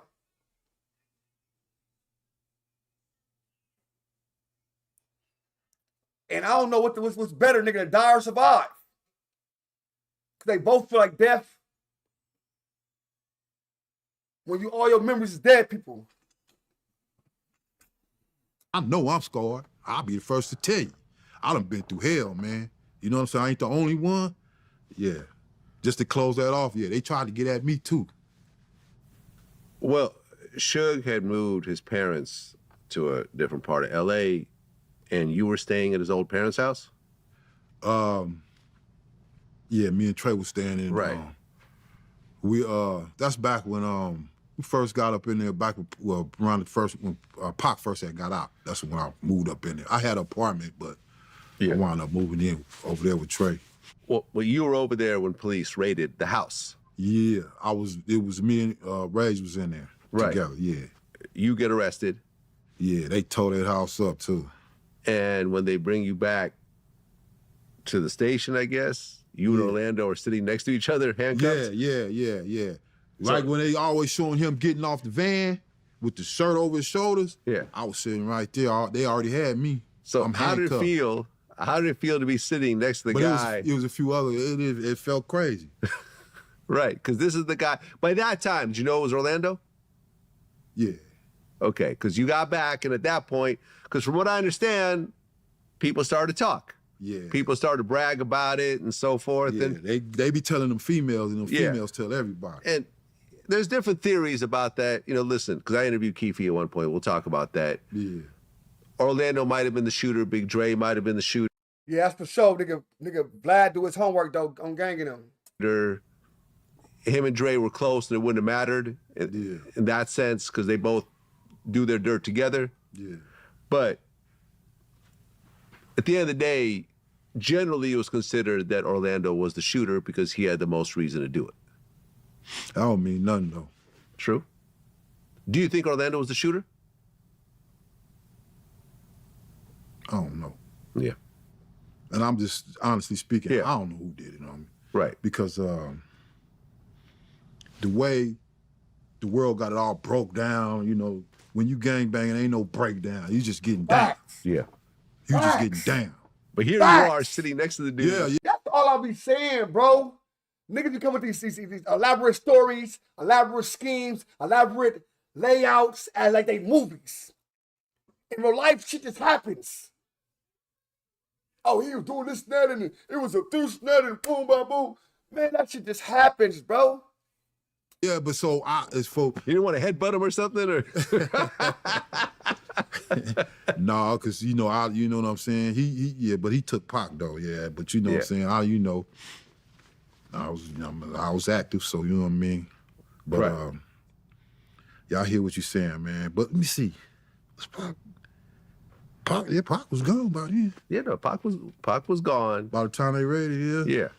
he was. And gone, now you're man. sitting next to Orlando. Yeah, there was a few other ones too. It wasn't just me and him. It was a few other ones, and they had all the, the guns and the weed and the money on the table, and all the news cameras. Then like 6 or 7 helicopters in the sky, and they ain't had me for nothing. You know what I'm saying? What they was trying to book me for was the thing. What DJ Quick had got into. Like you said, I wasn't even on the street. Yeah. So I don't know how that came back for them to try to feel like they was gonna give me, I'm finna get life and I'll never see the streets again and all that. Well, later on, Suge ends up paying Orlando to testify for him when he was basically violating his probation by being involved in that fight. And Orlando took the stand and said, oh no, Suge was trying to help me. And they were like, we don't believe you. And Suge got sent to jail. How'd you feel about Suge working with Orlando after that? It's business. It's business. Just try to stay out of prison. Business. Yeah. Well, in 1997, You see that foot stump though? Business. He don't want to say nothing too crazy. That foot stump was like, come on, fool. that next year, you get arrested again for possession. Yeah. I was in Beverly Hills in somebody else's vehicle. I was looking for a place for my little R&B group I had discovered that was from Chicago. Their name was Bugatti. So it was like, get them a spot. Everybody up there, get them a spot so we get started on the album, you know what I'm saying? And so everybody tell you I drive crazy. To me, I'm the best driver in the world. But every time somebody get in the car with me, damn, your ass can't drive. You know what I'm saying? So maybe that's what pulled the police to me when they be like, he was driving erratically, like a motherfucker was gone off something. That's just how I drive, man. I'm trying to get in between these cars, but I'm rolling. Not crazy, like, nothing like that. I guess I got my own way of driving. And it was a plastic bag with like some residue, something stuck to it, and then that's what they brought to court. But in the back seat, on the floor, you had like a Tide washing thing, with the detergent in it, and you could see what had spilt all in the back on the floor, and that's what they were scooping up at the scene. Then when they came to court, they had a bag, and it wasn't even a gram. Because, I had a paid lawyer, so I got all the details. I fought it from the street, because I had got off parole. I was off parole for the 3rd time. Out of 6 times going to prison, I was off parole again. And This nigga always been Right, kid, but yeah. you got 7 years for that, I took it to jury trial. and you lost. Lost. They came out of deliberation in like 15 minutes. They was in there laughing and everything. Damn. What was the plea deal? 4 years. 4 years. I knew it was the case didn't carry no time. I went, wow. And then it was a DA reject at first. Huh. It was a DA reject. They found out who And you then they was. found out, Right. the feds went up in there, that's such and such. Right. It's like, oh, Right. okay. That's They all took you the do. deal back and all that. Right. But I'm like, shit, man, what you talking about? I don't know what is that. He ain't mine. 6'9", baby. Oh. Well, Yeah, I fought it all the way, and I thought I was going yeah. So now you go back to prison. back to the penitentiary. So that happens in 1997. 97, January 97. In 1998, that next year, Orlando gets killed in a non-related situation. I heard about it. It was a fight over some owed money, over a drug deal gone bad. A shootout happened. I think it turned into a triple murder. Yeah. One of his homeboys ended up getting like life in prison because his murder got put on him because he was Yeah, that's involved how in they the do. shootout. That's how I go. That's how I go. That's how I And go. I interviewed some of the Compton cops who were involved in going to the scene. Yeah. And ironically enough, one of the cops tried to get a death confession from Orlando and Orlando told him to fuck off too. Yeah. So the same way the Pac told the cops to fuck off, Orlando did the same thing. They looked at something alike. Did you ever They notice actually looked somewhat related. They could have been cousins. Yeah, brothers or cousins, absolutely. It's a very, it's two dudes that rocked the whole hip hop world. The whole hip hop world who had similarities in how who went out the same way, unfortunately. Yeah, it went out the same way. Almost the exact same way. Yeah. Did you feel any level of closure when Orlando got killed? Nah. No? Nah, because it happens all the time. Listen, bro, I first of all, let me just say this. I like his answers, right? Not because I think that you know what I'm saying? No, I like his answers because the man is on point, fool. On everything, fool. Like, do you think that was cool? Nah, I ain't gonna lie. You know what I'm saying? I ain't gonna lie. That's fire, bro. That's some fire shit. You think that was fire? Nah. You think that was a cool thing to do? Nah, man. You think that was cool they killed him? Nah. Man, a lot of niggas like, yeah, man, I was closure. I felt good. It was like an eye for an eye. Nah, it didn't. Just like that happened all the time in Compton. We didn't do it. Or this to happen. You know what I'm saying? Big break. I took so many losses, bro. With homies. And, that's man, cool. You know what I'm saying? So you didn't feel a certain level of the guy who they killed my homeboy Pac is now dead? No. Nah, because I didn't say that. Yeah, you didn't do it. That's right. But hey, that gang world is something else on me. The whole world, you'll never understand it, man. Let me ask you a question. Yeah. After Tupac got murdered, if you had a chance to kill Orlando, but you knew you would do life in prison over it. Yeah. Right? Because it's cameras and everything.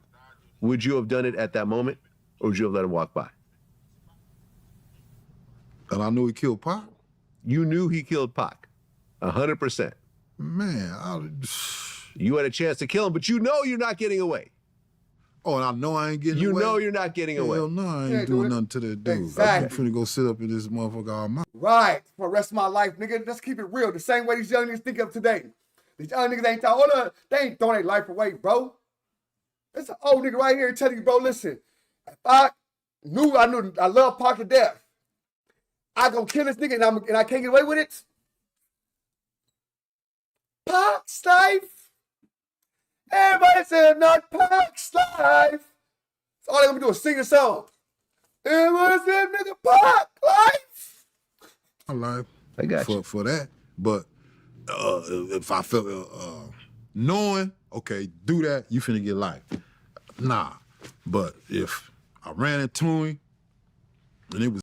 So look, me and Braves started that off, bro. Me and Braves was drunk one night. I was drunk, he was drunk. And I was betting on game. I was betting from the street though. I was giving him sending dubs and shit. We was going back and forth on the hit and all that. On the hood. Definite.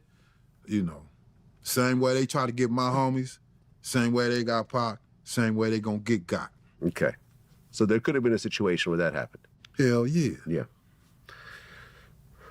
Well, in 2002, Buntry gets killed. My dog. Yeah. I interviewed Mob James, his brother, about it. He was crying in our first interview. I don't know if you saw that or not. Yeah, I seen it. That's understandable. That's his brother. Yeah. Were you and Mob James close? Me and Mob was cool. Yeah. They always, you know what I'm saying? And that'd be hurting my heart that, you know what I'm saying? But Mob. Hurt his heart, Mob done told. Well, they said that Suge owed him $1 million at the time he got killed. Is there any truth in that? Well, it was being said, you know what I'm saying? I was locked up when I used to call Bunchy House, you know what I'm saying, and talk to him, it was Suge, get out, I'll be getting at him about that million, whoa, you know what I'm saying? I don't know if he had promised it to him, I don't know the exact words that was exchanged, but Bunchy felt motivated, like it was gonna happen, and I was locked up then too, but yeah, he got killed. I'm not saying that's connected to none of that shit, but well, it was a whole mess that happened. Yeah. Hen Dog got killed. Hen Dog got killed ways in something different. Okay. Yeah. Heron got killed. Yeah. Now, after Buntry got killed, Looters Park and Mob Piru had a falling out. Well, like I say, you get one of us, we're gonna get one of y'all. That's just the rules of gangbang. That ain't even no set rules. That's just how it go. That's just a reflex. Right. Then in 2003, Poochie got killed. That was one of your friends as well. Yeah, me and Poochie was me, Poochie, CJ, and Shady Grady. We was cellies of the. So, in other words, did Mob James brother Buntry started the Mob and Looters Park beef? The Looters killed Mob James brother? Buntry? The Looters? Looters Mob. The county jail way back when I was a youngster. You know what I'm saying? Yeah, yeah, he was, you know what I'm saying? They took care of me, but I was doing my thing then too. I was getting my little phase on, going away to visits, and, motherfuckers try to rush me in the holding tank. I got out and I just bag up against the wall. I just go swinging. I ain't gonna stop swinging. I done hit a couple police swinging at. Well, because a year after Tupac gets killed, Biggie got killed. How'd you feel when Biggie got killed? Well, I ain't feel nothing. Yeah. Because by that time, I ain't even gonna say by that time, I'm just used to murder. I'm just used to murder. Well, I spoke to a lot of people over the years. Yeah. Greg Kading, he feels that Poochie was the one that was hired to kill Biggie. When I brought Poochie's name up to Mob James, he said he doesn't know, but he's the type of dude that he wouldn't be surprised if he was the one. When you feel people are putting Poochie as Biggie's killer, how do you feel? Someone who you were friends with. And like I said, Poochie's gone at this point. Yeah. It don't matter if he hear. Like I said, Poochie gone at this point, though. Like I said, I don't know. Answer the question right. Poochie gone at this point. Nah, you know what I'm saying? It's just sort of shit I ain't gonna speak on, but I'm gonna say this, though. He was a hitter. That's what I heard. He was a hitter. How did you feel about so many of the Mob Piru dudes that you were cool with? Like, after Pac died, it just seemed like Death Row kind of imploded, and a lot of these guys were getting killed and so forth, and going to jail, and it just turned into a mess. These are all your friends. And you're going to... No, so, bro, he said, come on, bro, I need you to listen. You my cousin, fool. I don't know why you got a fucking, no wrench here either. But look, cuzzo, my cousin, that's my motherfucking cousin. He ain't got a wrench. He like, nigga, what the fuck? So, Buntry died with Heron. Buntry and Heron died together. He said, who else died with Buntry? Three people died with Buntry. He said, no, just one, Heron. So Buntry and Heron died together, bro. Jail too. I grew up with all of them. Exactly. Well, I think, I don't know. That was crazy. Allegedly, I don't know. I'm gonna stop saying like I know this shit. I was there. I was not there. Crazy. Yeah, That was crazy. Mob James, I remember he had a shirt showing all the people who passed. It's like a whole filled bunch of people on that shirt. That was unheard of, because not only was they my homies, they was all homies with each other. Right. That's the thing. It wasn't like it was this guy here. They was all homies with each other. I'm in the pen. Every time I pick up the phone, toward the end of my sentence, that's all I'm hearing. I couldn't understand it. Like, what the fuck is going on out there? Mob James puts a lot of blame on Suge. And, that was his brother, his actual blood brother. So I understand how he feels that type of way. Yeah. Do you put the blame on Suge at all? Or is it just things just happen, the money runs dry, people start to churn on each other, and so forth? Well, somewhere along the line, there had to be some type of disagreements with something. Whatever it was, I don't know. But it had to be between this person All and them that guys person, that started all them. hard these room people on beats, this side, sugar, these people on that side. nights. Go ahead. And for everybody to be homies all these years and for that to happen, it had to be something hell of a. Now, who was at the head of that? It couldn't have been none of the homies. I don't know if the police was getting at people or what, but it couldn't have been the homies. It had to be because of some shit, not just no, rinky-dink ass shit. It had to be something hell of a serious. And yeah, I felt it. I felt it up in that jailhouse, man. I felt it, like when that shit happened to Bunch, you know what I'm saying? I took off on motherfuckers, you know what I mean? And they was trying to send me through it, but I cried first. I was sad. I was tore. Everybody was like, "You gonna be all right?" Even the police pulled me in the office. You know what I'm saying? CO's like, your brother got killed. Who you talking about? I ain't got no brother or no sisters. I was in McDonald in Compton. So now I got to control myself right there. Because if I start tripping in there, I'm going to the hole, even though I wound up going to the hole anyway. But at least I got something up off my shoulders, but it did bring them back, though. Yeah. It never brings them back. And the pain never goes away. That's one thing, man. That pain, with me, that pain don't go nowhere, man. Even with Scar. Scar was my low-riding partner, man. Yeah, man, I'm sorry for your loss. I remember Mob James was in tears when we were talking about that story with his brother. That's crazy, man. That's crazy. And they house, Bunchy Mob, Timmy them house, I was like one of the headquarters for homies. They mama and they sisters and everybody, you know what I'm saying? Yeah, that's what I heard. Well respected. Yeah. And they show love to all the homies. Homie could come over there and you know what I'm saying? So that's another reason why I don't understand that. Because I don't know the extent to the details. And to be honest with you, I really don't want to know.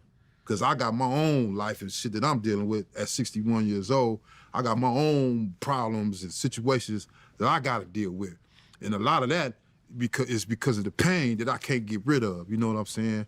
Just like right now, damn, man, that shit, it seemed like the shit happened 2 hours ago. All that shit is still brand new in my mind, man. That shit hurt.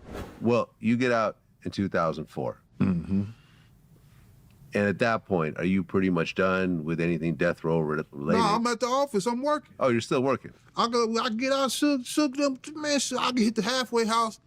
Suge, they bringing me everything. Money, clothes, all that.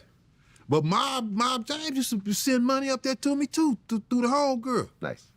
You know what I'm saying? Me and Mom ain't never had no problem, but, it's all this bullshit, man. I get sick of it, man. I get sick of it. I don't want to hit it. I'm tired of all this shit. Okay. Yeah. Well, you get out, you're cool with Suge, but death row is not the same death row anymore. Nah. It's... Suge wasn't out.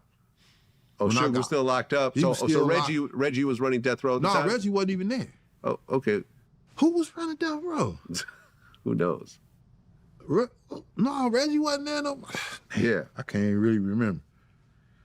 Right. Death Norris. row. Was Norris still there? Well, regardless, death row doesn't really have any major artists anymore. Was Crooked Eye over there? He was the main one they was focusing on. But Suge was in jail. Yeah. At that time. Yeah. Well, and then in 2018, as they're working on but you had a lot, like Nipsey and all them was coming up. You had a lot of new artists that was coming through. Oh, new artists were coming by death row and so forth? Yeah, because they just come, you know what I'm saying? It was like open house. It's like open house to the artists. You come up on the second floor, we got the weight room, all chrome weights, you know what I'm saying? Got the little office where you can sit back and chill. I got a few of the little homies up there, hanging out a little bit. And people still trying to come through and get on. Yeah. A lot of people. Then Suge got out. And, right. He was trying to put some stuff together, and then something happened between him and Crooked, and he started focusing on Corrupt. Yeah. So I used to be at the studio with Corrupt every night and all that. That's the Big U coming part. Corrupt, Nipsey, all that. That's the Big U era. All his homies and all that old shit. Well, all these lawsuits are happening. Suge ends up losing death row at one point because he doesn't show up to court. Man, I remember when he came back that night, he was so drunk, he was faded, because I would have been too. I probably would have been worse than him. Oh, so you remember the day that Suge lost death row? Yeah, I was there. Wow. When he came back to the office, he was in the rolls, the black rolls he had bought. I was talking to Wack 100, and Wack wasn't around. wasn't he around? No, when Suge lost death row, Wack wasn't there. He wasn't. No. Talk that stuff, bro. Wack ain't here around. Oh, been around there, bro. Oh, Wack wasn't around. Nigga. Piru. Okay. But I had ran into Wack at the Four Seasons though. He was doing something else, trying to get in the game. Okay. You know what I'm saying? Fair enough. Yeah. But he was doing his thing though. Yeah. Shout out to Wack, man. That's the He homie. was doing his thing. But yeah, he wasn't. Maybe he was there when I was locked up. Then when I got out, he wasn't around no more. Possibly. Because I went to the pen a couple of times, you know what I'm saying? But when I got out that last time, he wasn't around because Suge wasn't even on the street. Well, they're working on the NWA movie. Suge feels that he needs to be compensated for, portraying him in the movie. Yeah. He goes out to Compton, Yeah. allegedly to talk to Dre or Cube. Something goes wrong with Bone. A fight breaks out. He's hitting Suge through the window. Suge backs up, hits him, then drops forward, runs him over again, and then hits his friend, Terry Carter, who he comes with. Terry is one of the founder of the Bloods? No, he original Piru Street, though. There we go. He original Piru Street. You and Terry? Bloods is a coalition of different gangs made Got into it. one. So he's original Piru. He original So Piru. the Piru Street Boys? Yeah. That was him. Them the originals. The Okay. Piru Street Boys, the original Pirus. They probably would be in their 70s right now. You knew Terry? Piru. Yeah, I knew Terry. Okay. World class auto. He had a hydraulic shop. He had I knew. I knew Puddin'. How did you feel when you heard about that situation and saw the video? I felt bad for that one. Yeah. I felt bad for that one because I knew that was an accident. Because him and Suge I knew that was an accident. That was an accident, man. You know what I'm saying? It had been a couple of, that didn't happen to everybody. Car back, they might hit the brakes right on time. You know what I'm saying? But if you, I can't explain it. But I guess if he had his foot on the gas and swinging at the same time, you know what I mean? I don't know. But he definitely didn't try to run over no Terry Carter. There ain't no doubt in my mind. It was all handled back. Sometimes shit just don't get handled right, man. Well, everybody want to be hard. Everybody want to be tough. Everybody want to be a killer, man. When sometimes all you got to do is just sit down and talk. listen, if you put an old white lady in the car instead of Suge, and you show a video where some guy's punching her in the face, and she runs off, drives off crazy, and ends up killing someone on accident, I don't think she'd be charged with anything. But Suge Knight had such a long reputation of bullshit over and over again that I feel his reputation caught up to him. And That's they gave what it him is. 28 years. That's what it was. That's what it. Anytime they had anytime he could spit on the sidewalk, they trying to figure out how to give him life. Right. Because it wasn't just that he was Suge Knight, he was an influence to success by a black man coming out the ghetto of Compton and coming back, getting his homeboys. Everybody, it's a few people that made it, but ain't nobody came back and got their hood. I mean, to be Criminals. fair, He put criminals on. To be fair, you have like TDE. That's later on, though. That's later on. Yeah. These guys that come from a similar background. They all learn from us. Put on a lot of Everybody learn people, from but Death Row. without all the extra bullshit, without Yeah. the violence and everything else like that. Yeah. And I know Top. Yeah. I've met Kendrick before. I Yeah. think what they're doing is great. I think Yeah. they learned a lot of lessons from you guys, Yeah, what not to do, and how to continue to make hundreds of millions of dollars. yeah, LL Cool. Well, Got it. Suge ends up getting 28 years. yeah. And then that next year, 2019, I do the first sit-down interview with Keefy D. Yeah. You watched it? I remember seeing you. Yeah. Where he breaks down the whole entire story. Now, keep in mind, before I did the interview, Keefe D had put out a book that was on Amazon. And I read through the book, and I said, are you willing to talk about the contents of this book? He said, yes. I said, okay, let's go. He got me in the book for when we played Pop One on the same team. Right, you're mentioning the book. Yeah. I told you, I know all, we know. It's a trip how small Compton is. People be knowing their enemies, be knowing them. It's crazy. So he laid out the whole situation of Orlando got jumped, they got some guns. This is how they saw Suge and Pac's car. They opened fire, they left, so forth and so forth. He crazy for that. When you saw that he admitted to his role in a murder, how'd you feel? They gonna get your ass.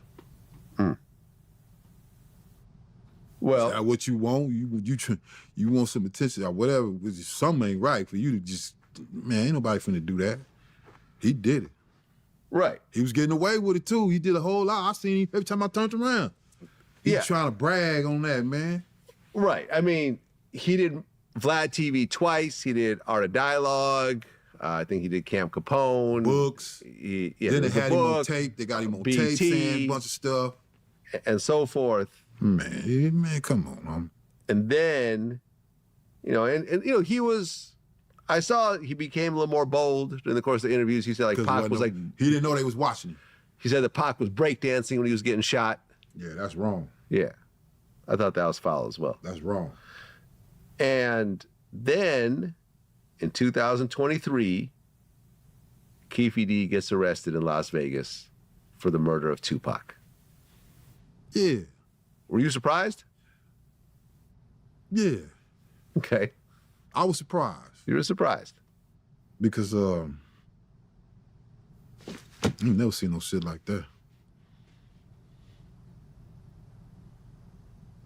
But what it was, he thought he had a pass because he had hollered at them folks. Right. Well, he had a proffer agreement. That's what I'm saying. He thought he had a pass. Right. But a proffer agreement is not exactly immunity. He didn't understand the extent of that proffer. Proffer agreement is queen for a day. Yeah. It applies for that day. Yeah. If I tell you, if you're the cops and I tell you about a murder I did during a proffer, you can't prosecute me for it. But if I go and do an interview about it the next day, admitting to it, saying the exact same whether thing, he did it or not, which I know I he can't get didn't. prosecuted for it. Yeah. Plus, the proffer. They call that shit a queen of a day. You the queen of the day, cuz. A proffer agreement is the queen of the day. The law's calling you a bitch. You could admit to something and not get prosecuted, but then they could use that information to get someone else to tell on you, and then use that person to convict you with their testimony. You don't generally want to do them at all. He didn't mean it. Yeah. He was just lying. Yeah. But ultimately, in 2023, Keefe D got arrested. Yeah. And on December 19, 2025, he is still in jail awaiting trial. In fact, he got into a fight in the Las Vegas jail, and he got sentenced, I think, 14 months. So I heard he got transferred to state prison for 14 months. They're waiting for that to go through the process to actually prosecute him for the Tupac murder. Why the queen of the And year? right now they're saying August 12th, 2026. Not sure if it's going to happen. Apparently they have overwhelming evidence. The biggest of which is his own, actually speaking about it. If Keefe D gets life in prison for the murder of Tupac, will that bring any level of closure? No. This nigga got 14 months in the pen for fighting in a county jail where the nigga walked up on him and swung on him and he fought back. That sounds weird. Can you bring Pac back? Did you ever run into Keefe D after that? Did I run into him? Nah, I used to run into him. The latest I was running into him was when I had Let Me Ride Hydraulics, and the guy that was running Compton Hydraulics, I knew him from when he was working at the junkyard with all the Chevys. And I passed by there, coming from hustling all night, going to my apartment. I see all them Chevys back there. So one day I just go back there and hollered at him, and got cool with him. And so I had opened that shop up. I got the money from Dre and Suge, opened that shop up, hired the homies. And he opened up a shop. I mean, we were still cool. I would go up there and holler at him, get parts from him on certain days or whatever. And I see Keefy D back there in the little brown 6'4" and stuff, but you keep on going. Ain't nobody tripping. Was that before or after the Tupac murder? It'd be way before. This is 93. Before, right. It's 93. So after that, you never saw him again? Nah, I never seen him after that. Okay. Well, yeah. The murder trial is scheduled August 12, 2026. And at this point, he's in his 60s. Whatever they give him will probably be life in prison, the equivalent. It's a murder. Yeah. It's not a slap on the wrist, plus he has a lot of priors and so forth. Just a bad situation to be in at this point in your life, and I feel it could have been avoided. It definitely. I feel it could have been avoided, but I got him on my platform and talked about the shit and got him arrested. Definitely could have been avoided. Right. I don't know what he was thinking. I think what it was when those tapes got released of him cooperating with Greg Kading. Yeah. I feel like he wanted to clear his name. And I feel he wanted to give his... that the fights was set up by the police, bro. We got 6 more minutes left, y'all. Let's get them lights up tomorrow. But I feel the police will set that fight up so he can have 14 months in prison so they can figure out how to convict him. This side of the story, as opposed to saying, well, I got away with a murder. Let me just be quiet and just And then quietly... everybody that was in the car dead. Everyone else is dead. Ain't nobody couldn't oppose. He could just say what he want to say. Ain't nobody Exactly. finna say nothing different because they all dead. Exactly. So, yeah, he thought he had a freebie, but he didn't. Yeah. Do you still talk to Trayvon Lane? Yeah. Okay, you guys still cool? That's little bro. We're gonna always be cool. That's my little, now, yeah, that's the man. That's the homie. Yeah. Yeah. And I feel like people... I've been out here working. I had the job at the DMV for 15 years. Okay. So I stayed low. I stayed low. I still was going into the hood about the first 10 years. You know what I'm saying? I still was going to the hood. I used to go up to the Brothers of the Sun on Fridays and Saturdays. You know, it'd be a little bit of everybody up in there, but it'd mostly be from the other side being there. I used to go up there and party all the time, you know what I mean? Then I hang in the hood a little bit and I'd be gone. But about the last 4 or 5 years, I ain't been seen because I just been trying to lay low, man, and just live, you know what I'm saying? Yeah. I'm about to pop back out because I ain't got that job no more. But, you know, that's like type of job where you can't be mixed up. And what wound up happening is, you know, through all the talking and my name and this and that all over the place, you know, he came down on me up there, you know what I'm saying? They just started tripping on me. I got like 40-something write-ups in 7 or 8 months. Damn. But they was telling me they wasn't write-ups. It's just this is a memo, this or that. And then one day I went, he had a big old envelope, talking about here go all the write-ups, the lawyers from the state, they want to take 20% of your check. They're going to be filing this and filing, man. I got into it with them a few times. The police rushed up in there. People from next door is working. Because they driving me crazy. My mama was in and out the hospital and having heart attacks and stuff. And they sweating me and getting on me, so I'm blowing up on them. And then they calm down, and they come back, calm down. So it never went to that extent again. But these write-ups, every day I come to work. Hey, boss, can I holler for you, man? Go in the room, he shut the door. It's another write-up, but he's saying it's not a write-up, you know what I'm saying? So, you know, I just got sick of that, man. So I had called CalPERS, you know what I'm saying, the retirement people, like, how much money I got up in there, man? They said, well, I was like, okay, cool. I went back and I quit. And I retired. Just to be relieved of that stress, because it got too stressful going to work as to where I was cool, because I would be cool with the customers, I was cool with the employees, but all of a sudden, every day, these two bosses is just on me. Yeah. You know, and so, you know what I'm saying, I retired. So I've been laying low trying to get moms back, you know what I'm saying? But I ain't got to worry about getting fired or nothing like that, because I ain't got the job no more, so I can do what I want to do now, because I had the type of job.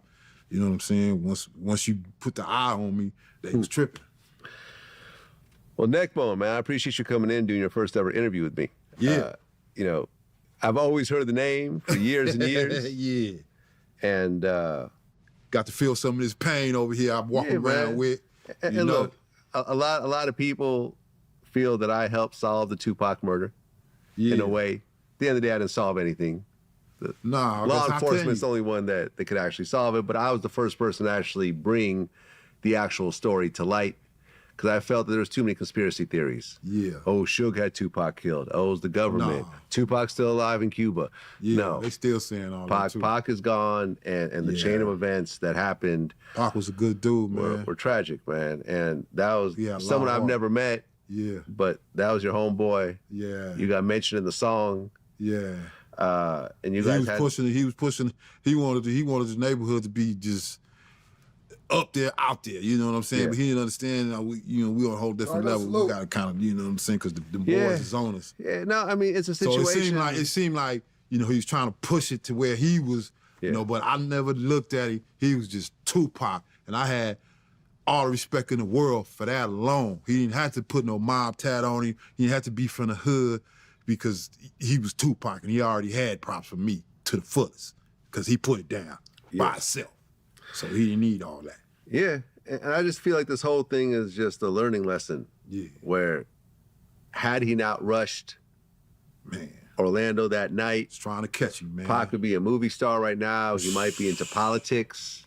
Pac probably he would have kids, man. Maybe even grandkids. Gotta understand, Pac went up with 20-something years old. He was 20, 25, 26. 25? Let me see. He was still a baby, man. Yeah, Pac was 25 years old. 25. Still a baby. He was representing a whole lot of positive stuff though, man. Yeah. But he felt like he wanted to be down. Yeah. He didn't have to do none of that. And we used to tell him all the time. Chill, homie. Well, Neckbone, man, appreciate it. And appreciate it too, man. Wish you all the best, homie. That's what it is. Wish you too, man. I appreciate that, man. No doubt. I got to get something off my chest. Yep. Till next time. Shout out Neckbone, man. On everything. So what y'all, man? How y'all feeling? What y'all think about this interview, man? Neckbone gave you a little clarity. What's going on? Straight up. This nigga young Aunt Hefe over there talking about some shit. You know what I'm saying? Salute to everybody that was in Discord. I mean, that was in on the what's called side. You know what I'm saying? Salute to everybody though. We in Discord. If we jump in Discord real fast, we did 3 hours. Oh shit. We gonna jump in Discord for a little bit, but yeah, man. Salute to everybody in the room, man. Dope interview for sure. If y'all see something else on different places, Vlad, different places, y'all see good interviews, let me know, man. I'm gonna get that motherfucker. Get the membership and all the shit, and we're gonna do the interview for sure. Good interview. Appreciate the love, man. You know what I'm saying? Appreciate all the good people in the building. That was a great interview. Great breakdown, all the shit. Hefe tripping for no reason. No, he not. I ain't sitting here. He ain't tripping. He talking about 6'9". Good night, ODM chat. Oh, all right. She had to pop in because, you know what I'm saying, they was talking about the Hurt gang and all that.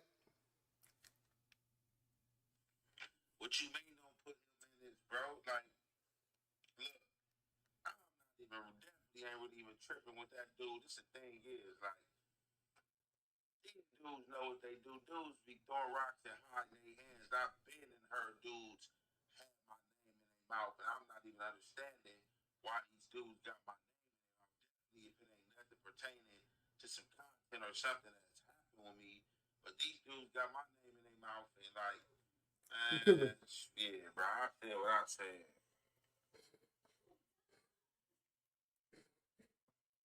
These dudes got my name in their mouth speaking on me. Like, you know what I'm saying? What?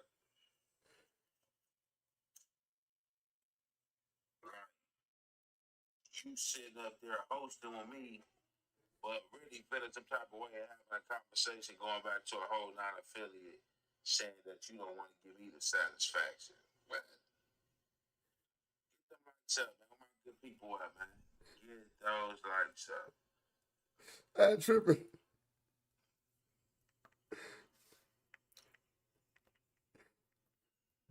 I'm tripping. Yeah, I ain't trying to keep it real, man. You gotta let these dudes keep it real. The slogan I use and live by and go by, man, I'm just me, man. I'm just a solid individual. Keeping it real comes in too many fake Forms. Right. You know what I'm saying? Good night, son. I've been watching every day. I I just don't be chatting. Okay, let me know somebody, D. Let me know you in here. Maybe I love to see you around. You my dog, nigga. On game. You know you my nigga. I fuck with you, my nigga. I need my original people to be pounced back in here. My original to you, give me the content. I need that original content to come back, AD. I need you to go out there and get the content for your nigga, sit in it, all the shit. Come on, A Dizzle. Stop playing. Atlanta Drive, Compton. Start Atlantic Drive, man. He got a dollar affiliate shit. I mean, well, he ain't got a drop where he from. Okay, I guess he not. I mean, that's, you know, I guess explains that's why his name is Gangland Nigga.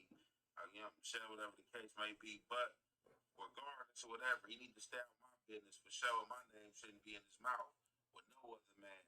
Definitely, if you don't rock with a nigga, you feel me? I don't even understand why you dudes watching my content, coming to my page. You know what I'm saying? But salute to y'all. What y'all want to do, man?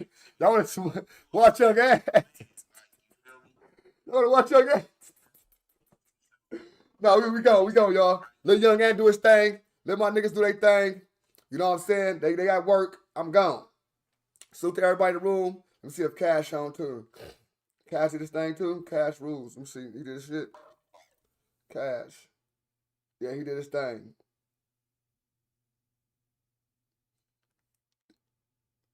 Oh, that's earlier. With a new one at. He didn't do it tonight. He was good. All right, for sure. Salute to everybody in the room, though. Nah, for sure. You miss AD in the chat, man. Love you, Slim. You know it was. Man, we know. Come on, AD. Come on, big dog. You know we coming full for real. Things, nigga. On crib. Appreciate you bringing the interview, bro. You already thought, man. Appreciate it, man. Nah, I got you, man. Right on time, man. Every time Vlad drops something, y'all see that. Vlad drops something. I'm already subscribed to Vlad. I'm already whitelist for Vlad. So y'all see him drop something y'all want to see, man. Hey, ODM, Vlad just dropped this and that. I don't be knowing a lot of these people content, even bro. I just seen the description, seen it. I'm like, all right, just dropped it. Let me see what they talking about. Then I seen that, oh, Tupac, all that. Ooh, Death Row. Let me just go ahead and stop watching. Cause I'm gonna watch the first clip. I used to start watching the first clip, cuz, and go ahead and just bring it to my peoples, man. I know it's gonna be a good one. I know it's gonna be a good one for y'all, man. I know, like, I know y'all, man. I be knowing y'all a little bit, bro. When I be feeling certain things interesting for me, I know it's interesting for y'all as well. Like, I don't be knowing it all. I be seeing this shit, be like, what the fuck? What the fuck? What the hell? What the hell? You know what I'm saying? Fuck on my camera, nigga. Get your ass up. You know what I'm saying? But yeah, man. Salute to y'all, man. Break Braves crash shit on Munchie B. Oh my God.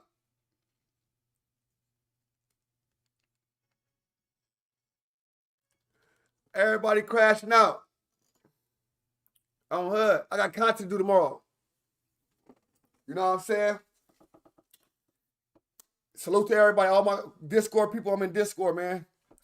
If y'all ain't got Discord, if y'all ain't in my Discord and y'all want to get in my Discord to get in part of this community, let me know. I'll tap in with me, bro, on IG. It's only invites only, bro. We're not letting any nigga in here, bro. Snoop is going down, huh? Nah, great show tonight. For sure, bro. Appreciate it. You know, I be trying to make sure you good at work and shit, man. We try to give you this hot content. I ain't gonna lie. I'll be giving it for you, bro. You appreciative. You know what I'm saying? You appreciative. You be good for sure. You be like, yeah, man, give me that hot shit, ODM. I be trying to bring it to you every time. Give you a good job, a good day at work. You know what I'm saying? Go up one time for your boy. Shit, Sherm, you might as well just start popping in Discord too. Because Discord, we do shit later than that. We fall asleep in that bitch. You be at work. We do all type of shit that motherfucker. We in that motherfucker all night, chilling, big chilling. Snoop is going down, huh? What you mean by Snoop going down, man? Snoop, shit. Snoop got Death Row down. Snoop got the dog pound, I think the dog pound or some podcast. Death Row podcast or something. So I don't know if Snoop going down. You know what I'm saying? But yeah, man, if y'all want to be a part of the Discord people, just hit me on IG. I seen the link, bro. Cause I don't like everybody in that motherfucker. It's invites only now because these niggas be coming in there and be weirdos. And I can't have it. You know what I'm saying? I can't have it, bro. It ain't for me. On game. I got a couple of videos. I'll probably do a couple of videos tonight. You know what I'm saying? For sure. You know what I'm saying? But yeah, man, look. ODM Slim Show. We dropping 3 videos tomorrow. We starting early. ODM Slim Live. We might do a live in the middle of the day and at night. So, y'all be what I'm saying? You know what I'm saying? For sure. But yeah, man, we in that motherfucking Discord. We're going to keep going. Every night. We finna go jumping off right now. Everybody jump in the Discord. If my Discordians, pop in. We out of here, bro. Salute to everybody in the room. Good night to everybody. That's what I'm saying. I'll see y'all tomorrow. Again, if y'all see something I can't see, bro, I can't see everything, bro. I can't see everything, bro. I cannot see everything, bro. I can't find everything, bro. So if you see something you think is a very interesting thing, hey, bro, this is real shit right here, bro. This nigga did some shit. I got you. Free booty ain't my thing. What the fuck you mean free booties ain't my thing? But enjoy over there. What the fuck is free booties? The fuck? Free booty is crazy. Free booty. The fuck? Another one like the other one, for sure. Free booty is not my thing, girl. Who the fuck is free booty, bro? What the fuckery? That ain't cool. Yeah, but yeah, if y'all find something, y'all see something y'all want to see, I think it's good for the platform, yeah, bring it to the table, bro. You know what I'm saying? Everybody have a great night, bro, and I'm out of here. Salute. You said something last time. Oh, you said something last time. Oh, okay. My bad. I said something last time. I'm just saying, like, damn, where the fuck that came from, cuz? Oh, God. Oh, that's my baby. Oh, I'm tripping. I'm yo, thing. I'm tripping.